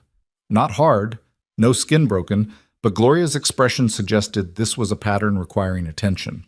Amara apologized and meant it, and took them both by the hand and walked the 4 blocks home through the rain with one small hand in each of hers, their rain boots hitting the puddles with the unguarded joy of children who didn't know yet that puddles would eventually become something to avoid. She fed them dinner. She bathed them. She read them 2 books each because Marcus insisted on 2, and James would not accept a different number than his brother. She put them in their pajamas and sat on the edge of Marcus's bed and looked at them in the low lamp light. Their faces, Ji-hoon's brows, her own mouth on both of them, small and complete and entirely unaware. And she made herself feel the full weight of what she was about to do, because she believed that clarity was a form of respect, that decisions deserved to be made with eyes open. She was choosing to trust a man she had left. She was choosing to take her sons into his protection. She was doing it because the alternative was running again, and running was no longer enough. Min Seok had found them here, and a man with that kind of reach would find them wherever she went next, and the only variable she could actually control was who was standing between her sons and that reach. Ji-hoon knocked at 8 o'clock. She opened the door. He stood in the hallway with 2 men behind him, calm, professional, the specific quality of trained security. He looked at her face and she looked at his, and neither of them wasted time. "They're asleep," she said. "We'll need to carry them." He nodded. He came inside without being invited, which she had expected, and stopped in the center of her living room and looked around at the small space she had built. The books, the twins' drawings taped to the refrigerator, her mother's photograph on the shelf above the television, with an expression she couldn't fully read. Something like grief. Something like the specific pain of a man confronting the evidence of time he hadn't been present for. She let him look. Then she said, "Marcus is on the left," and went to get her bag. They were in the car by 8:20, both boys asleep, and transferred with the boneless flexibility of deeply sleeping toddlers, buckled into the car seats Ji-hoon's people had somehow produced, which she decided not to think about too hard. The city moved past the windows. She sat in the back between her sons with one hand on each of them and looked at Ji-hoon in the front passenger seat, the back of his head, the set of his shoulders. She had so many things to say to him that she had no idea where to start. She started nowhere. She kept both hands on her sons and watched the city give way to the highway and the highway give way to dark, and she let herself sit inside the enormity of what had happened without trying to resolve it into something manageable. Somewhere outside Portland, Marcus stirred and opened his eyes and looked up at her with the unfocused trust of a child waking from deep sleep. "Mama," he said, not asking, just naming her, just confirming the fixed point. "Right here," she said. "Go back to sleep." He closed his eyes. Ji-hoon's shoulders moved slightly in the front seat, the smallest possible motion, barely perceptible. She saw it because she had spent months learning to read him. She looked out the window at the dark. Somewhere ahead, in a location she didn't know yet, was a safe house or an estate or whatever Ji-hoon had arranged, and inside it was the next chapter of something she had tried to end and had not been able to end, and she was going to walk into it with both eyes open and her son's hands in hers and whatever was left of the woman she had been building in Portland, and she was going to find out if the man in the front seat was still the same man who had knelt on a bathroom tile and said, "All of us." She was going to find out whether trust was something that could be rebuilt from the specific rubble they had made, or whether she was driving into a different kind of ending than either of them had planned. The highway ran straight and dark ahead of them. Neither of them said a word. And in the morning, when the boys woke in a strange room and looked to her to tell them whether to be afraid, she was going to need to have an answer ready.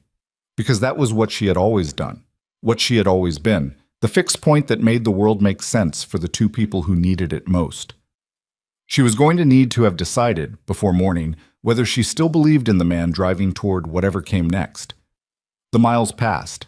She was still deciding when the car turned off the highway onto a mountain road she didn't recognize, climbing into the dark, and through the windshield she could see, far above, the faint lights of something large and fortified sitting high against the Korean countryside sky. Because they had not gone to a safe house in Oregon, she realized. They had gone to the airport. She had been so focused on her sons that she hadn't registered the route until now, until the mountain road, until the lights above, until the particular quality of the air coming through the vents that was not Oregon air at all. She was in Korea. He had brought her back to Korea. She looked at the back of his head and felt the cold rush of it. Not betrayal, not exactly, but the hard, specific understanding that she had gotten into this car and trusted the direction, and he had brought her to the one place she had spent 3 years trying to leave. And whether that was protection or control or both, she did not yet know. And the car was still climbing, and the lights above were getting closer, and her sons were asleep against her sides, and she didn't say anything right away. That was the thing about real fury. It didn't come out loud. Not at first. It came out as stillness, as the absolute compression of every reaction into a single controlled point, the way pressure built behind a wall before the wall gave. Amara sat in the back of the car with her son sleeping against her sides and looked at the back of Ji-hoon's head and felt the fury move through her like cold water, floor to ceiling, filling every available space. The car stopped at a gate, stone pillars, iron, a guardhouse with two men who exchanged words with the driver and waved them through. The road beyond was private and paved and lined with pine trees that stood black against the pre-dawn sky. The estate emerged from the dark gradually. Large, low Korean traditional architecture updated with steel and glass, set against the mountain with the particular permanence of something built to last through things. The car stopped. The driver cut the engine. Ji-hoon turned in his seat. She looked at him. "You should have told me," she said. Quiet. Entirely level. "Before I got in the car, you should have told me. If I had told you, you wouldn't have come. That was my choice to make. Min Seok has contacts in Portland, people watching exit routes. If I had stopped to negotiate with you about the destination, we would have lost the window."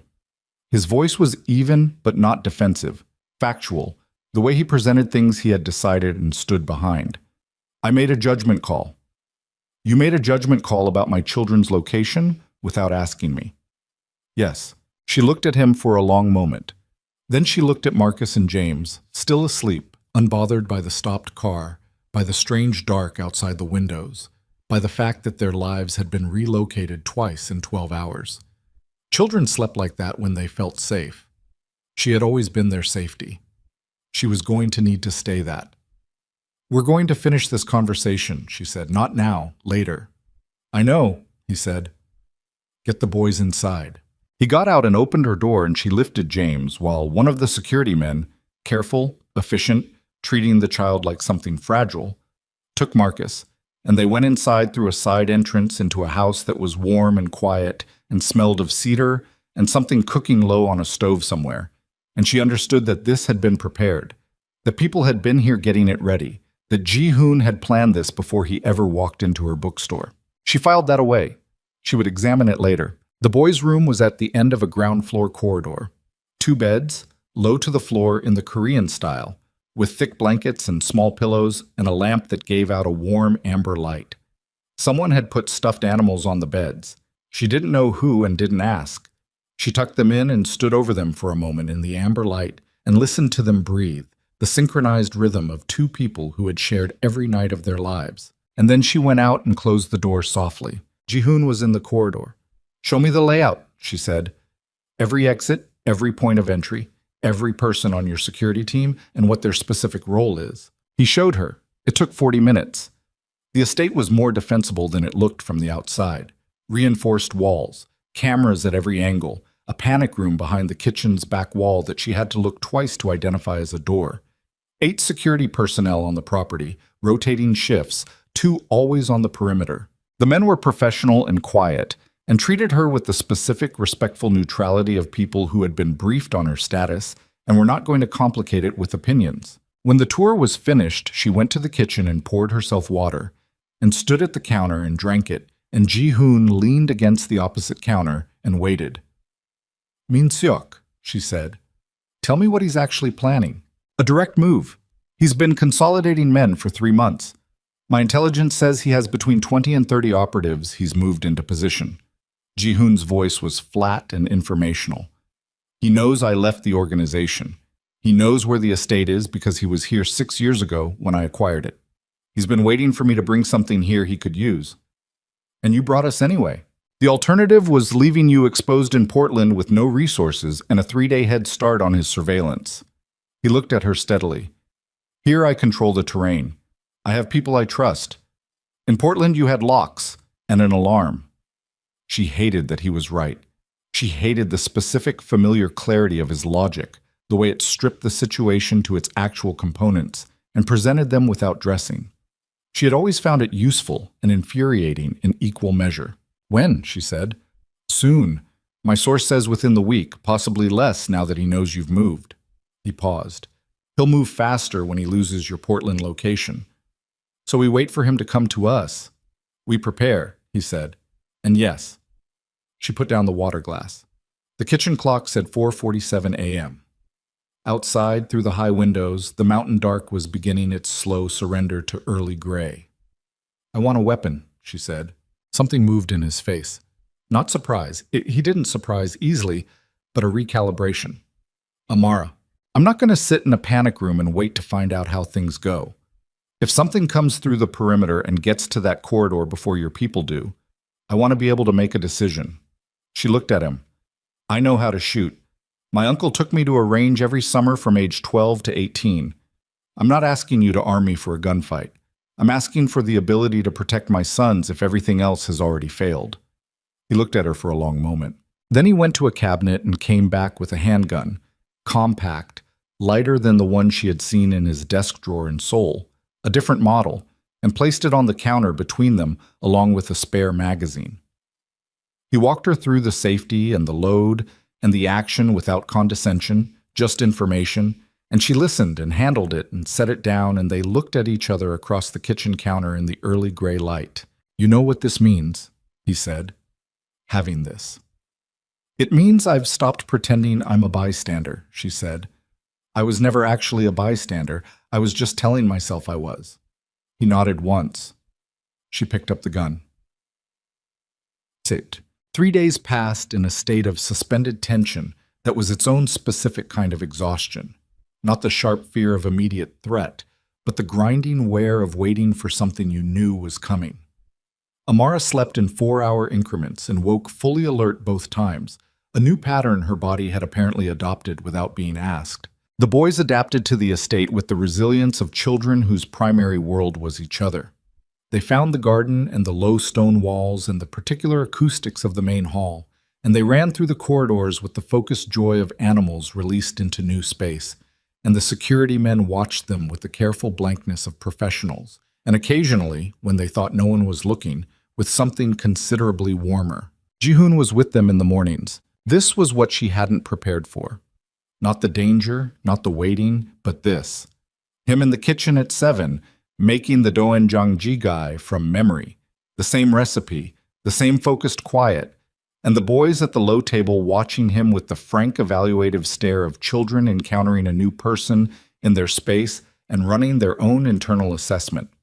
Marcus, who had her wariness, her tendency to observe before engaging, watched Ji-hoon for 2 full days before he said anything to him. James, who had apparently inherited something from his father's side, some quality of directness, of going straight at a thing, pointed at Ji-hoon on the second morning and said, "You cook the same as Mama's." Ji-hoon looked at him. Something happened in his face that he didn't control. "Your mama taught me," he said, which was not accurate, and they both knew it, but was the kind of answer that protected the question behind it, and James accepted it with the satisfaction of a child who has received an answer regardless of its precision. She watched this from the doorway. She didn't go in.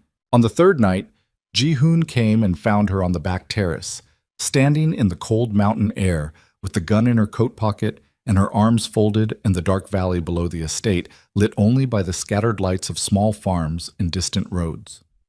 He stood beside her without speaking for a minute. The cold was sharp and clean. Inside, behind the reinforced wall, her sons were sleeping. "I didn't leave because I stopped loving you," she said, not looking at him, saying it to the dark valley. "I want you to know that.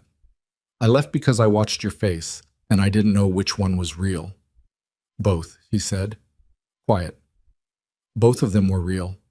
I'm not going to tell you otherwise." She breathed out slowly. The cold took the breath and dissolved it. "I know that now. Does it change anything?" She was quiet for a moment. "I don't know yet," she said. "Ask me when this is over." He nodded. He stayed beside her on the terrace for another 10 minutes without speaking, and she let him, because his presence in the dark was not a comfort she had asked for, but was one she was too tired to refuse. Min Seok came on the fourth night, not the fifth, not the week Ji-hoon had estimated. The fourth. At 3:17 a.m., which she knew because she was already awake, had been awake for 40 minutes, some animal instinct pulling her out of sleep without a clear reason, and she had been sitting on the edge of her bed with the gun on the nightstand when the alarm on the security panel in the corridor gave its single clip tone and then went silent, which was worse than if it had kept sounding. She was in the corridor before the second tone.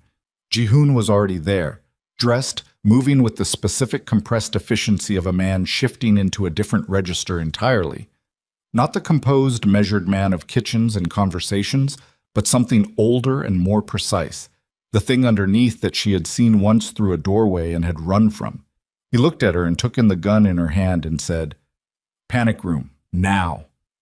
"How many?" Perimeter team counted 18 on the south approach, more coming from the east. He was already moving, already issuing low, rapid instructions in Korean to the two men at the end of the corridor. "Amara, panic room. The boys are still in their room. I know where the boys are. Go get them. I'll be right behind you." She went. She hit the boys' room at a run and had Marcus in her arms before he was fully awake.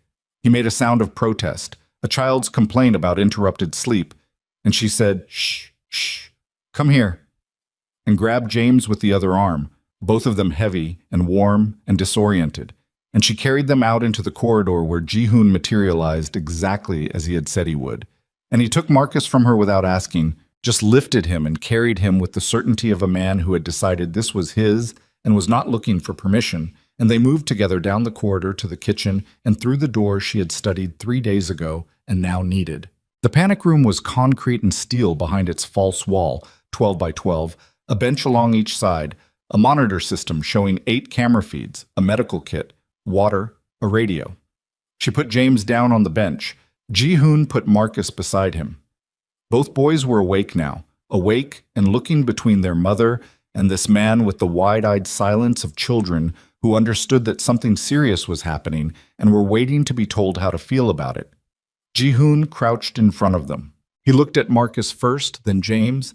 He held their gaze and did not look away, and did not make his face false or bright in the way of adults trying to manage children's fear.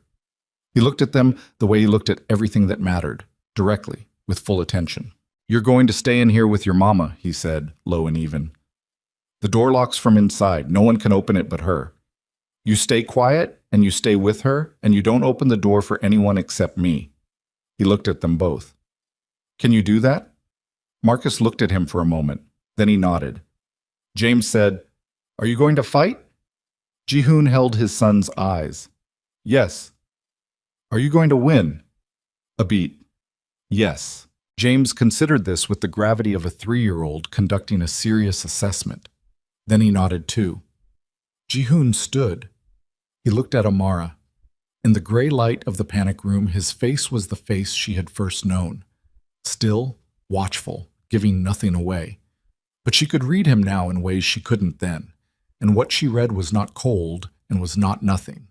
It was the face of a man going towards something he might not come back from and making peace with that before he went. She put her hand on his arm.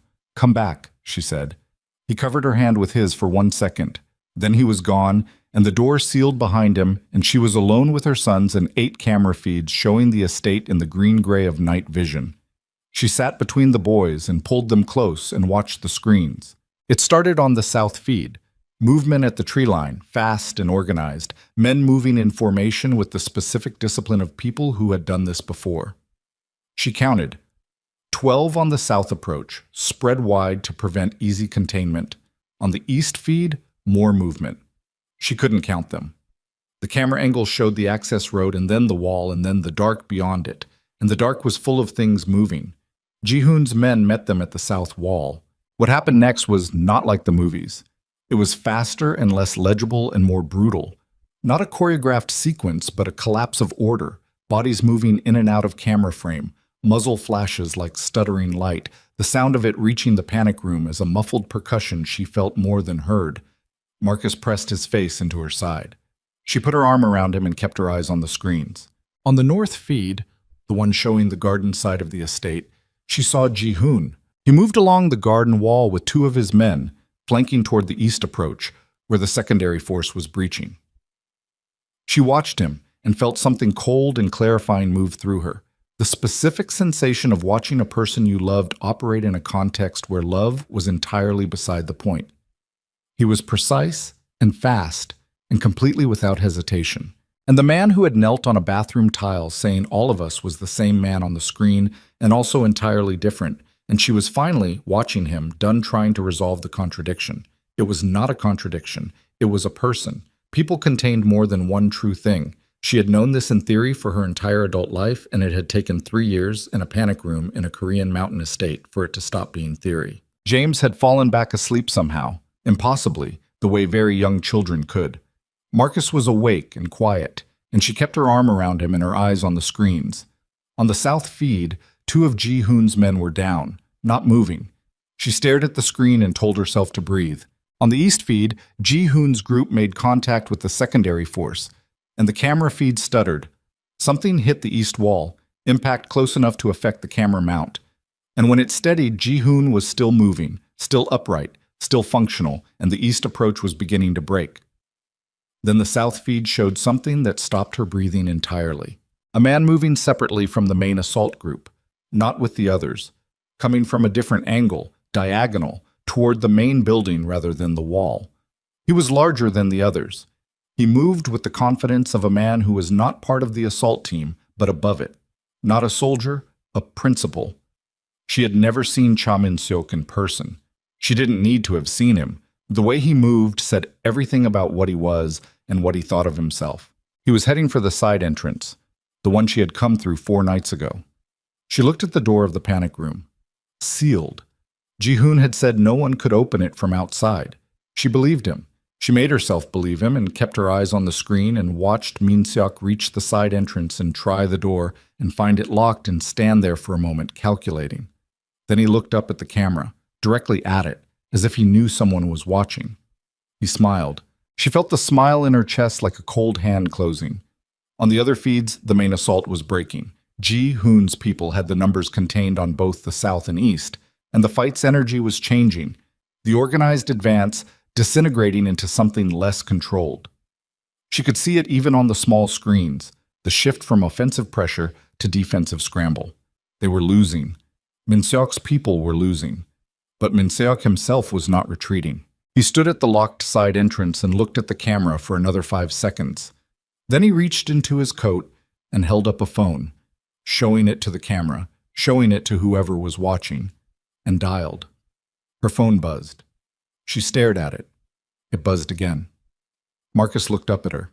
She squeezed his shoulder once, kept her face neutral, and answered. "I know you're watching," Min Sok said. His English was accented but precise. Call him off. Tell Kong to stand down and I walk away. No more of this. Clean ending. Her voice came out level. You're talking to the wrong person. I'm talking to the person he'll listen to. A pause. You're smarter than this situation, Miss Okoye. You left once because you understood what he was. You know how this ends if he wins tonight. More blood, more nights in panic rooms. This doesn't stop. Not with me, not with the next one. It never stops for men like him. She looked at Marcus. She looked at the gun on the bench beside her. She looked at the screen showing Ji-hoon on the east side of the estate, moving now toward the south to reinforce, not knowing yet that Min Seok was at the side entrance. You should have stayed in Portland, Min Seok said. That was your way out. A pause, and she heard something shift in his voice, something that had been reasonable going sharp. This is you choosing to burn with him. I didn't call you, she said. You called me. That means you need something I have. Silence. You need him to stop, she said. You're losing out there and you know it, and you came to the door because a direct call to Ji-hoon doesn't get you what you want. He'd never stand down, not for himself. So you called me. She kept her voice absolutely flat. That means you already know the answer to your own question. You already know what I'm going to say. A long pause. You're making a mistake, he said. I've made bigger ones, she said, and I'm still here. She ended the call. She switched the radio to the security channel and keyed it and said, Southside entrance. He's at the southside entrance, alone. 3 seconds of static. Then Ji-hoon's voice, rough and slightly winded. Copy. Stay inside. He's alone, she said again. His people are breaking. He came to the door. A pause. She could hear movement through the radio, the crunch of his footsteps on ground, the specific acoustic of the outdoor mountain air. Stay inside, he said again. Harder this time. Do not open that door. I hear you, she said. She put down the radio. She looked at the south feed. Min Seok was still at the door. He had put the phone away. He was looking at the camera again, and his face now had the expression of a man who has made a calculation and arrived at a conclusion he is not happy with but will act on regardless. And he reached into his coat with his left hand and brought out something she recognized, and she felt the specific cold clarity of understanding what happened next before it happened. And she pulled Marcus close and turned him away from the screen and put her body between her son and the monitor and pressed her lips to the top of his head and held the gun in her right hand with the safety off and watched the door and waited for the sound that would tell her whether Ji-hoon had reached the entrance in time or whether the next 30 seconds were going to require her to find out what she was made of in a way she had never tested before. And the mountain estate was full of the sound she had been waiting for came at 3:51 a.m. Not the door. Not Min Seok breaching the entrance. A single shot. Close. Close enough that she felt the concussion of it more than heard it. A pressure change in the air that Marcus felt too because he flinched against her side and made a sound low in his throat. Then silence. Then the specific silence that followed something final, that had a different texture than the silence before it, heavier and more settled. She held Marcus and held the gun and watched the door and counted her own heartbeats. 12, 13, 14. The radio crackled. It's done, Ji-hoon's voice, rougher than before. Something in it that told her things she wasn't ready to catalog yet. Don't open the door until I knock. 3 times. She exhaled. Marcus pulled back and looked at her face with the direct assessment of a child reading the adult who was his primary data source for the state of the world. She made her face tell him the right thing. Not false brightness, not performed calm, but actual information. It's over. We're safe. You can breathe. He read it and leaned back against her, and she felt his body release some of the tension it had been holding, the small architecture of a child's fear carefully dismantling itself. James was still asleep. She looked at her younger son, his face slack and trusting in the monitor's dim light, one fist curled under his chin, the way he had slept since the NICU, and felt something enormous and wordless move through her. Gratitude was too small a word for it. Survival was closer, but still not right. It was more specific than either of those things. It was the feeling of looking at what you had protected and finding it intact. 3 knocks. She stood. She went to the door and put her hand on the release and stopped. Ji-hoon, she said. Yes. His voice on the other side, close. It's me. She opened the door. He was leaning against the corridor wall with his right hand pressed to his left side, and the hand was dark. She registered this in the first second and felt the adrenaline spike that the last hour had not managed to produce. Sharper than fear, more specific, the terror of a particular person being damaged rather than the general terror of threat. His face was composed, but the composition was costing him. He was upright. He had come to the door himself. She looked at the hand and the side and told herself to function. How bad, she said. Through and through. Ribs, maybe one. I need... Sit down, she said. He sat down on the corridor floor with the controlled descent of a man managing significant pain with significant determination, and she went back into the panic room for the medical kit and came out and knelt beside him and opened his shirt and looked at what was there. Entry and exit, as he'd said. The exit was worse, the way they always were, a tear rather than a hole, bleeding steadily but not the dark arterial surge that meant the worst kind of damage. She had no medical training beyond a first aid certification she'd renewed every year since starting teaching, which was not nothing and was also nowhere near enough, but it was what was available. She worked. She packed the wound with gauze from the kit and applied pressure, and he sat against the wall and breathed and did not make a sound, which she found both admirable and infuriating. His security team materialized in the corridor, 2 men checking his condition, relaying rapid Korean into radios, and she registered them and kept working.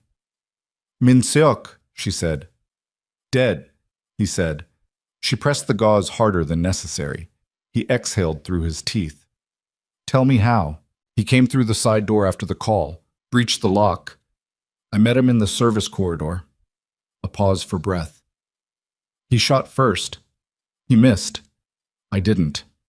She looked up at his face. He was looking at the ceiling. His jaw was tight with the effort of managing the pain. And something else, the specific flatness that came after, the effectless calm of a man who had done something he was accustomed to doing and felt the familiar weight of it settling. He's gone, Ji-hoon said again. Quieter this time. Not for her, for himself. It's over. She secured the dressing with the tape from the kit. It was not elegant work. It would hold until they got him somewhere with actual equipment. She sat back on her heels and looked at him and felt the entire accumulated weight of the last 4 days, the last 3 years, the last 4.5 years begin to descend. Not all at once, but in a slow, inevitable press, like a tide coming in. You need a hospital, she said. I know a doctor, discreet. He can be here in an hour. Of course he can, she said, and her voice held something dry and tired and almost something like the particular dark humor she sometimes used when she had run out of any other response to the situation she was in. He looked at her face, and something in his own face shifted. The pain still there, the flatness still there, but something alive behind it, reading her the way he always read her. Thank you, he said. For what specifically? The radio? The entrance? He paused. The call. She looked at him. He called me because he thought I'd give him what he wanted. He thought 3 years in Portland meant I was separate from this. She folded the used gauze into the kit. I'm not separate from this.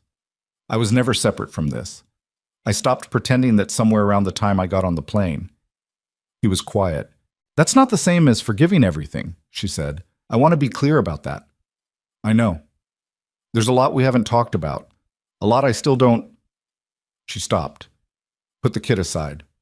Pressed the back of her wrist to her forehead for a moment, a gesture she made when she was processing more than she had clean language for. Not tonight. Tonight I need to get my sons through this and get you seen by your discreet doctor, and then I need to sleep for approximately 1 year. Something moved at the corner of his mouth. Not a smile. Something more worn than a smile, more honest. Reasonable, he said. She stood. She went back to the panic room and lifted James, who stirred and murmured and put his face against her neck without fully waking, and came back out to find Marcus standing in the corridor looking at Ji-hoon with the focused attention he brought to everything that required his serious assessment. Ji-hoon looked back at him. You're bleeding, Marcus said. A little, Ji-hoon said. Does it hurt? Yes. Marcus considered this. Then he sat down on the corridor floor beside Ji-hoon. not touching him, just beside him, with the deliberate proximity of a child making a decision about someone, and leaned his back against the wall and looked at the middle distance with the expression of a person who had decided to stay. Jihoon looked at him for a moment. Then he looked at Amara. She looked back at him over James's sleeping head and felt the particular quality of a thing that had no adequate language. This corridor, these two people she had made, this man bleeding on her floor who was their father, this mountain in Korea that had somehow become the place where every thread she had been carrying finally came to rest. She didn't say anything. Neither did he. Marcus sat beside him and James breathed against her neck, and the estate was quiet, and that was enough for now. The doctor came and went before sunrise. 2 cracked ribs, the wound cleaned and properly dressed, antibiotics, strict instructions in Korean that Jihoon listened to with the unconvincing compliance of a man who intended to follow approximately 60% of what he was told. The security team cleared the estate grounds through the morning hours. Amara did not ask for a full accounting and was not given one, which was a form of consideration she accepted without comment. She slept 4 hours and woke to the sound of the boys in the kitchen and lay in the unfamiliar bed for a moment, listening to their voices and the lower sound of Jihoon answering something James had asked. And she looked at the ceiling and felt the mountain silence around the estate like a held breath finally released. She got up. In the kitchen, Jihoon was sitting at the table. Not cooking, just sitting, his movements limited by the ribs and the dressing, and the boys were eating rice with the focused application of people taking the meal seriously. Marcus had positioned himself directly across from Jihoon. James was beside Jihoon, close enough that their arms almost touched. And this proximity, chosen, deliberate, completely unprompted, was the thing she stood in the doorway looking at for a moment before anyone noticed her. Jihoon noticed her. He didn't say anything. He just looked at her with the morning on his face, tired and present and real. And she came into the kitchen and poured herself coffee and sat down at the table, and the 4 of them ate breakfast on a Korean mountain as though this were an ordinary thing that ordinary people did. It was not ordinary. She was not going to pretend it was, but it was real. And real was the only currency she had any faith in anymore. 3 days later, when Jihoon could move without the specific expression that told her each breath was a negotiation, she asked him to sit with her. They went to the back terrace, the same one where they had stood in the dark before Min-seok came, the valley below them quieter in daylight, the mountains clear and pale against a November sky. The boys were inside with 2 of the security men who had, by this point, been entirely co-opted as impromptu playmates, a development that seemed to amuse Jihoon and had produced in Marcus a profound and slightly imperious attachment to the larger of the 2. She had thought about this conversation for 3 days. She had thought about it across 3 years and 6,000 miles and 2 boys in 1 panic room. She had the shape of what she needed to say, and she was going to say it cleanly, without circling, because that was how she operated, and she had run out of patience for any other approach. "I need to know what comes next," she said. Not what you want, what actually comes next, structurally, the organization, the criminal holdings, whatever is left. He was looking at this valley. "I began the exit 18 months ago. The process is approximately 70% complete." He said it the way he said things he had thought through exhaustively, not with defensiveness, not with the energy of justification, just as fact. The remaining 30% is logistics, legitimate acquisition of the final operating assets, another 6 to 8 months. And then it's done, completely done. There will always be men who remember who I was. He looked at her. "I can't change that. What I can control is what I actually am." A pause. Min-seok was the last one with both the motivation and the resources to come at us directly. The others, the organizations I dealt with, I've negotiated an agreement, permanent. Your name and the boys' names are untouchable. In exchange, I relinquish every remaining claim to territory, revenue, and standing. She looked at him. "You gave up everything." "I gave up a business I should have exited a decade ago." He looked back at the valley. His voice was even, but there was something underneath it. Not grief exactly, not regret exactly, but the particular weight of a man accounting for himself honestly. "I stayed because I didn't have a reason to leave. Then I had reasons." He didn't look at her when he said it. He didn't need to. She was quiet for a moment. The mountain air was cold and clean, and the valley below was going about its ordinary business, farms and roads, and the small, visible lives of people who had nothing to do with any of this. "The man in the office," she said, "in Seoul, Park Hyun-tae." "Yes, I've been carrying that image for 3 years. The look on your face." She looked at her hands on the railing. "I understand now what he was, and what you did, and why. I understood it when you told me in the bookstore." She stopped, started again. "What I needed to understand, what I've been working through, is that I can understand it and still have needed to leave. Both of those things can be true." "They are both true," he said.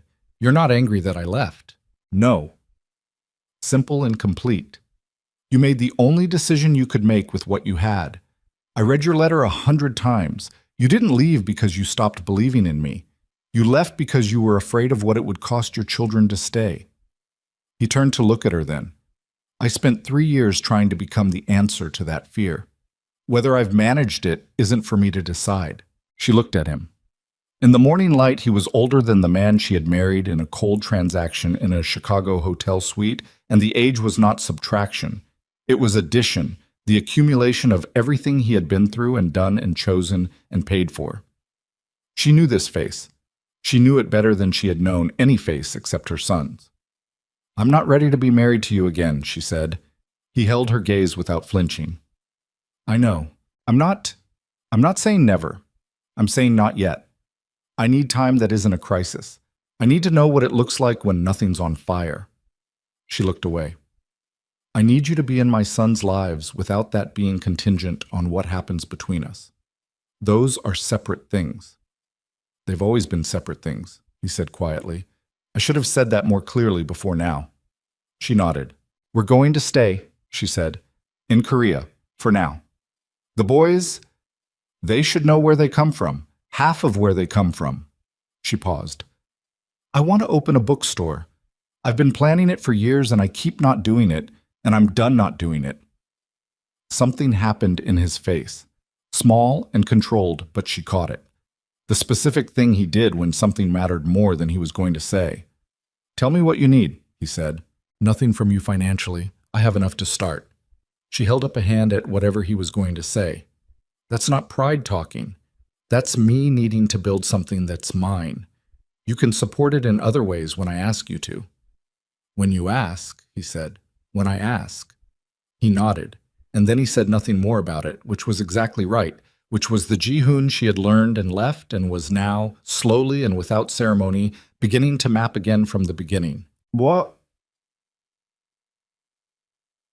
The bookstore opened the following spring on a narrow street in Mapo, close enough to the Han that on clear days she could see the river from the second-floor window where she had put her writing desk and her mother's photograph and a small shelf of the books she had carried across 2 countries in 3 years. She called it Okoye's because she had earned the right to put her name on something and she was going to use it. The boys started at an international school in September. Marcus took to Korean faster than she had. He had Ji-hoon's gift for languages, which she noted without comment. James made 7 friends in his first week by the straightforward method of walking up to people and asking if they wanted to run, which turned out to be an effective approach. They were 4 years old, and they were loud, and they were entirely themselves, and they made her life both harder and more worth living than anything she had ever experienced, which she understood was the fundamental bargain of loving people. Ji-hoon was in their lives in the way she had asked for. Present without crowding, available without demanding, building something with the boys that had its own structure and pace and did not require her management or permission. He came to the bookstore on Saturday mornings and sat at the reading table with a coffee and read to whichever children had gathered, including her sons, in a low, even voice that turned out to be very good for stories. She watched him do this through the doorway of her office and felt the complicated warmth of it without trying to name it precisely. Her father came to visit in October.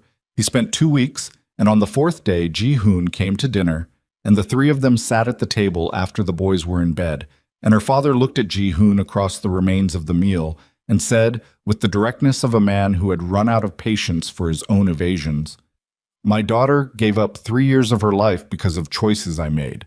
You understand that?" "Yes," Ji-hoon said, And you understand what that cost her.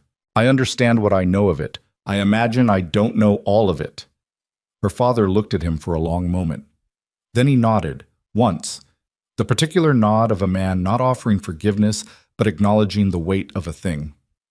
"The boys like you," he said. "I know. That matters more than what I think." "What you think matters too," Ji-hoon said. "You're their grandfather." Her father was quiet for a moment. Then he picked up his glass and held it slightly toward Ji-hoon in a gesture that was not quite a toast but was adjacent to one, an acknowledgement, an opening, a door left ajar rather than swung wide. Ji-hoon met it with his own glass.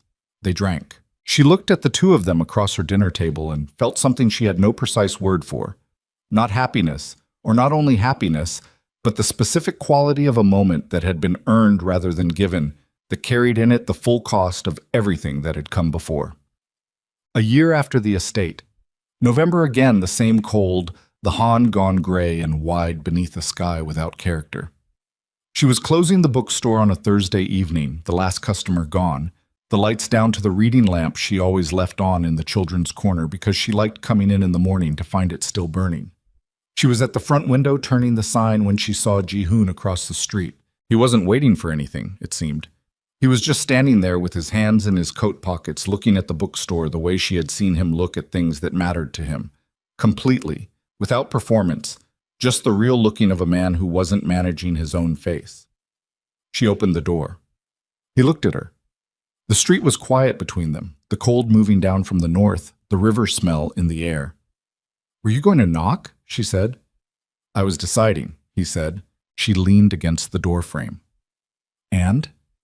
He crossed the street. He stopped in front of her, close enough that she could see the details of his face in the lamplight from inside.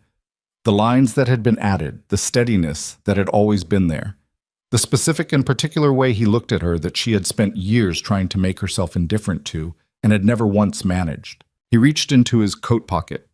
He brought out a ring, not elaborate, not a declaration, a simple gold band with a small dark stone, the kind of thing a person chose because it was real rather than because it was impressive. He held it in his open palm between them. "Not a contract," he said. "Not an arrangement. No terms." He held her gaze. "Just me asking." She looked at the ring. She looked at his face. She thought about a Chicago kitchen at 4 in the morning and a hotel suite and 14 hours over the Pacific and a penthouse overlooking the Han and a bathroom tile and a panic room and a Portland bookstore and a mountain estate and a Tuesday night in November on a quiet street in Mapo with the river smell in the air and her name on the door behind her. She had made every consequential decision of the last 5 years with her eyes open. She had made them in full knowledge of the cost and paid every part of it and been changed by the pain in ways she was still discovering. She was not the woman who had signed a contract in a lawyer's office. She was not the woman who had packed a bag before dawn in a Seoul penthouse. She was not the woman who had built a careful, contained life in Portland and called it safety. She was all of those women and none of them exclusively, and the person she was now had been made by every version of the choice. She was 32 years old. She had 2 sons who called her mama with the absolute confidence of people who had never once doubted the fixed point. She had a bookstore with her name on it. She had her mother's ring on her right hand and her mother's photograph on the desk upstairs. And the rocking chair was still on her father's porch in Englewood and would be there whenever she needed to see it. She looked at Ji-hoon and felt what she felt and did not talk herself out of it because she had spent enough years managing what she felt and she was done with that particular effort. She took the ring from his palm. She put it on her left hand herself, which was not how he had intended it, but which was, she thought, exactly right. She had chosen it, she had placed it, it was hers. He looked at her hand, then at her face. Something in him settled, a long tension releasing, the specific quality of a man who has been waiting for something for a long time and had given up expecting to feel this. "Come in," she said. "I'll make tea." He came inside. She turned off the reading lamp and locked the door, and they went upstairs to the small room above the bookstore where the river was visible through the window, and she put the kettle on and he sat at the table and they talked the way they had learned to talk, about the boys, about her father's health, about the shipping contract he was negotiating, about the novel she was reading, about ordinary things in the ordinary language of 2 people who had survived something together and come out the other side, and were now, with great care and no illusions, building something in the space the surviving had made. Outside, Soul moved and breathed and didn't stop for anything. Inside the small room above the bookstore, the kettle began to steam. The following spring, she found out she was pregnant. She sat on the edge of the bathroom counter, their bathroom now, the apartment 2 floors above the bookstore that they had moved into in February, and looked at the test and felt not shock, but the quiet, specific inevitability of a thing that made complete sense. 1 line, then 2, the same as before, the same counting of something new beginning. She thought about what to feel and decided not to manage it. She just felt it, the weight and the wonder and the slight hilarity of the universe's apparent commitment to its own narrative, and then she put down the test and went to the kitchen where Ji-hoon was making breakfast and stood in the doorway and waited until he looked up from the stove and read her face. He read it in approximately 2 seconds.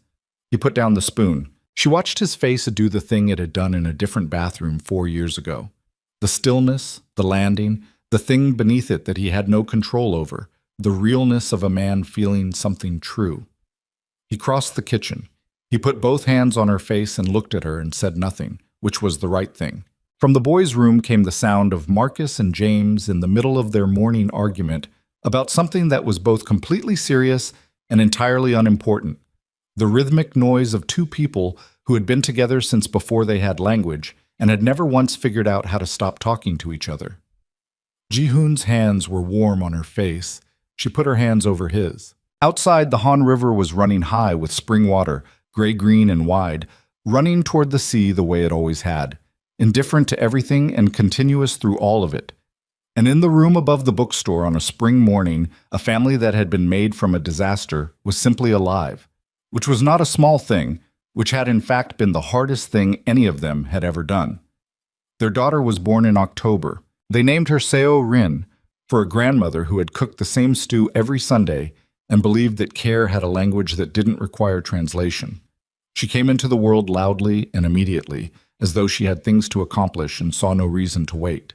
Her father held her first, while Amara recovered, and she watched him from the bed, his hands so careful around something so small, his face entirely without armor. And she thought about a contract signed in a lawyer's office, and thought about everything that contract had cost and made and broken and rebuilt. And she thought about her mother's rocking chair and her father's Sunday calls and Mrs. Park's expression of profound satisfaction, and a kitchen in Seoul at 3 in the morning, and a mountain estate, and a ring she had placed on her own hand on a November street. She thought about all of it, and she held it all, and she did not try to resolve it into something clean or simple, because it was not clean or simple, and the trying would have been a lie, and she was done with lies, including the comfortable ones. Ji-hoon looked up from their daughter and found Amara watching him. She smiled. He smiled back, fully, openly, the rare complete version that she had spent years working to earn and still received like something given rather than owed. In the room outside, Marcus and James were with her father, who had flown in 3 days ago and was, by all reports, telling them stories about their mother as a child with a level of embellishment that she was going to need to address later. The sound of their laughter came through the door, high and uncomplicated. The sound of children in a world that was currently safe. That was the thing she had learned in the end. Not that safety was guaranteed, not that love was without cost, not that the right choices were always clear, or that good intentions protected you from consequences. None of that was true, and she had learned it the hardest possible way. What she had learned was simpler and less comfortable and more sustaining than any of it. That you went forward anyway. That you chose anyway. That the choosing, done clear-eyed and fully awake and in full knowledge of the cost, that was not weakness and it was not naivety. It was the one thing she knew how to call by its right name. She held her daughter's name in her mouth like something precious. Seo Rin. Outside, Seoul went on.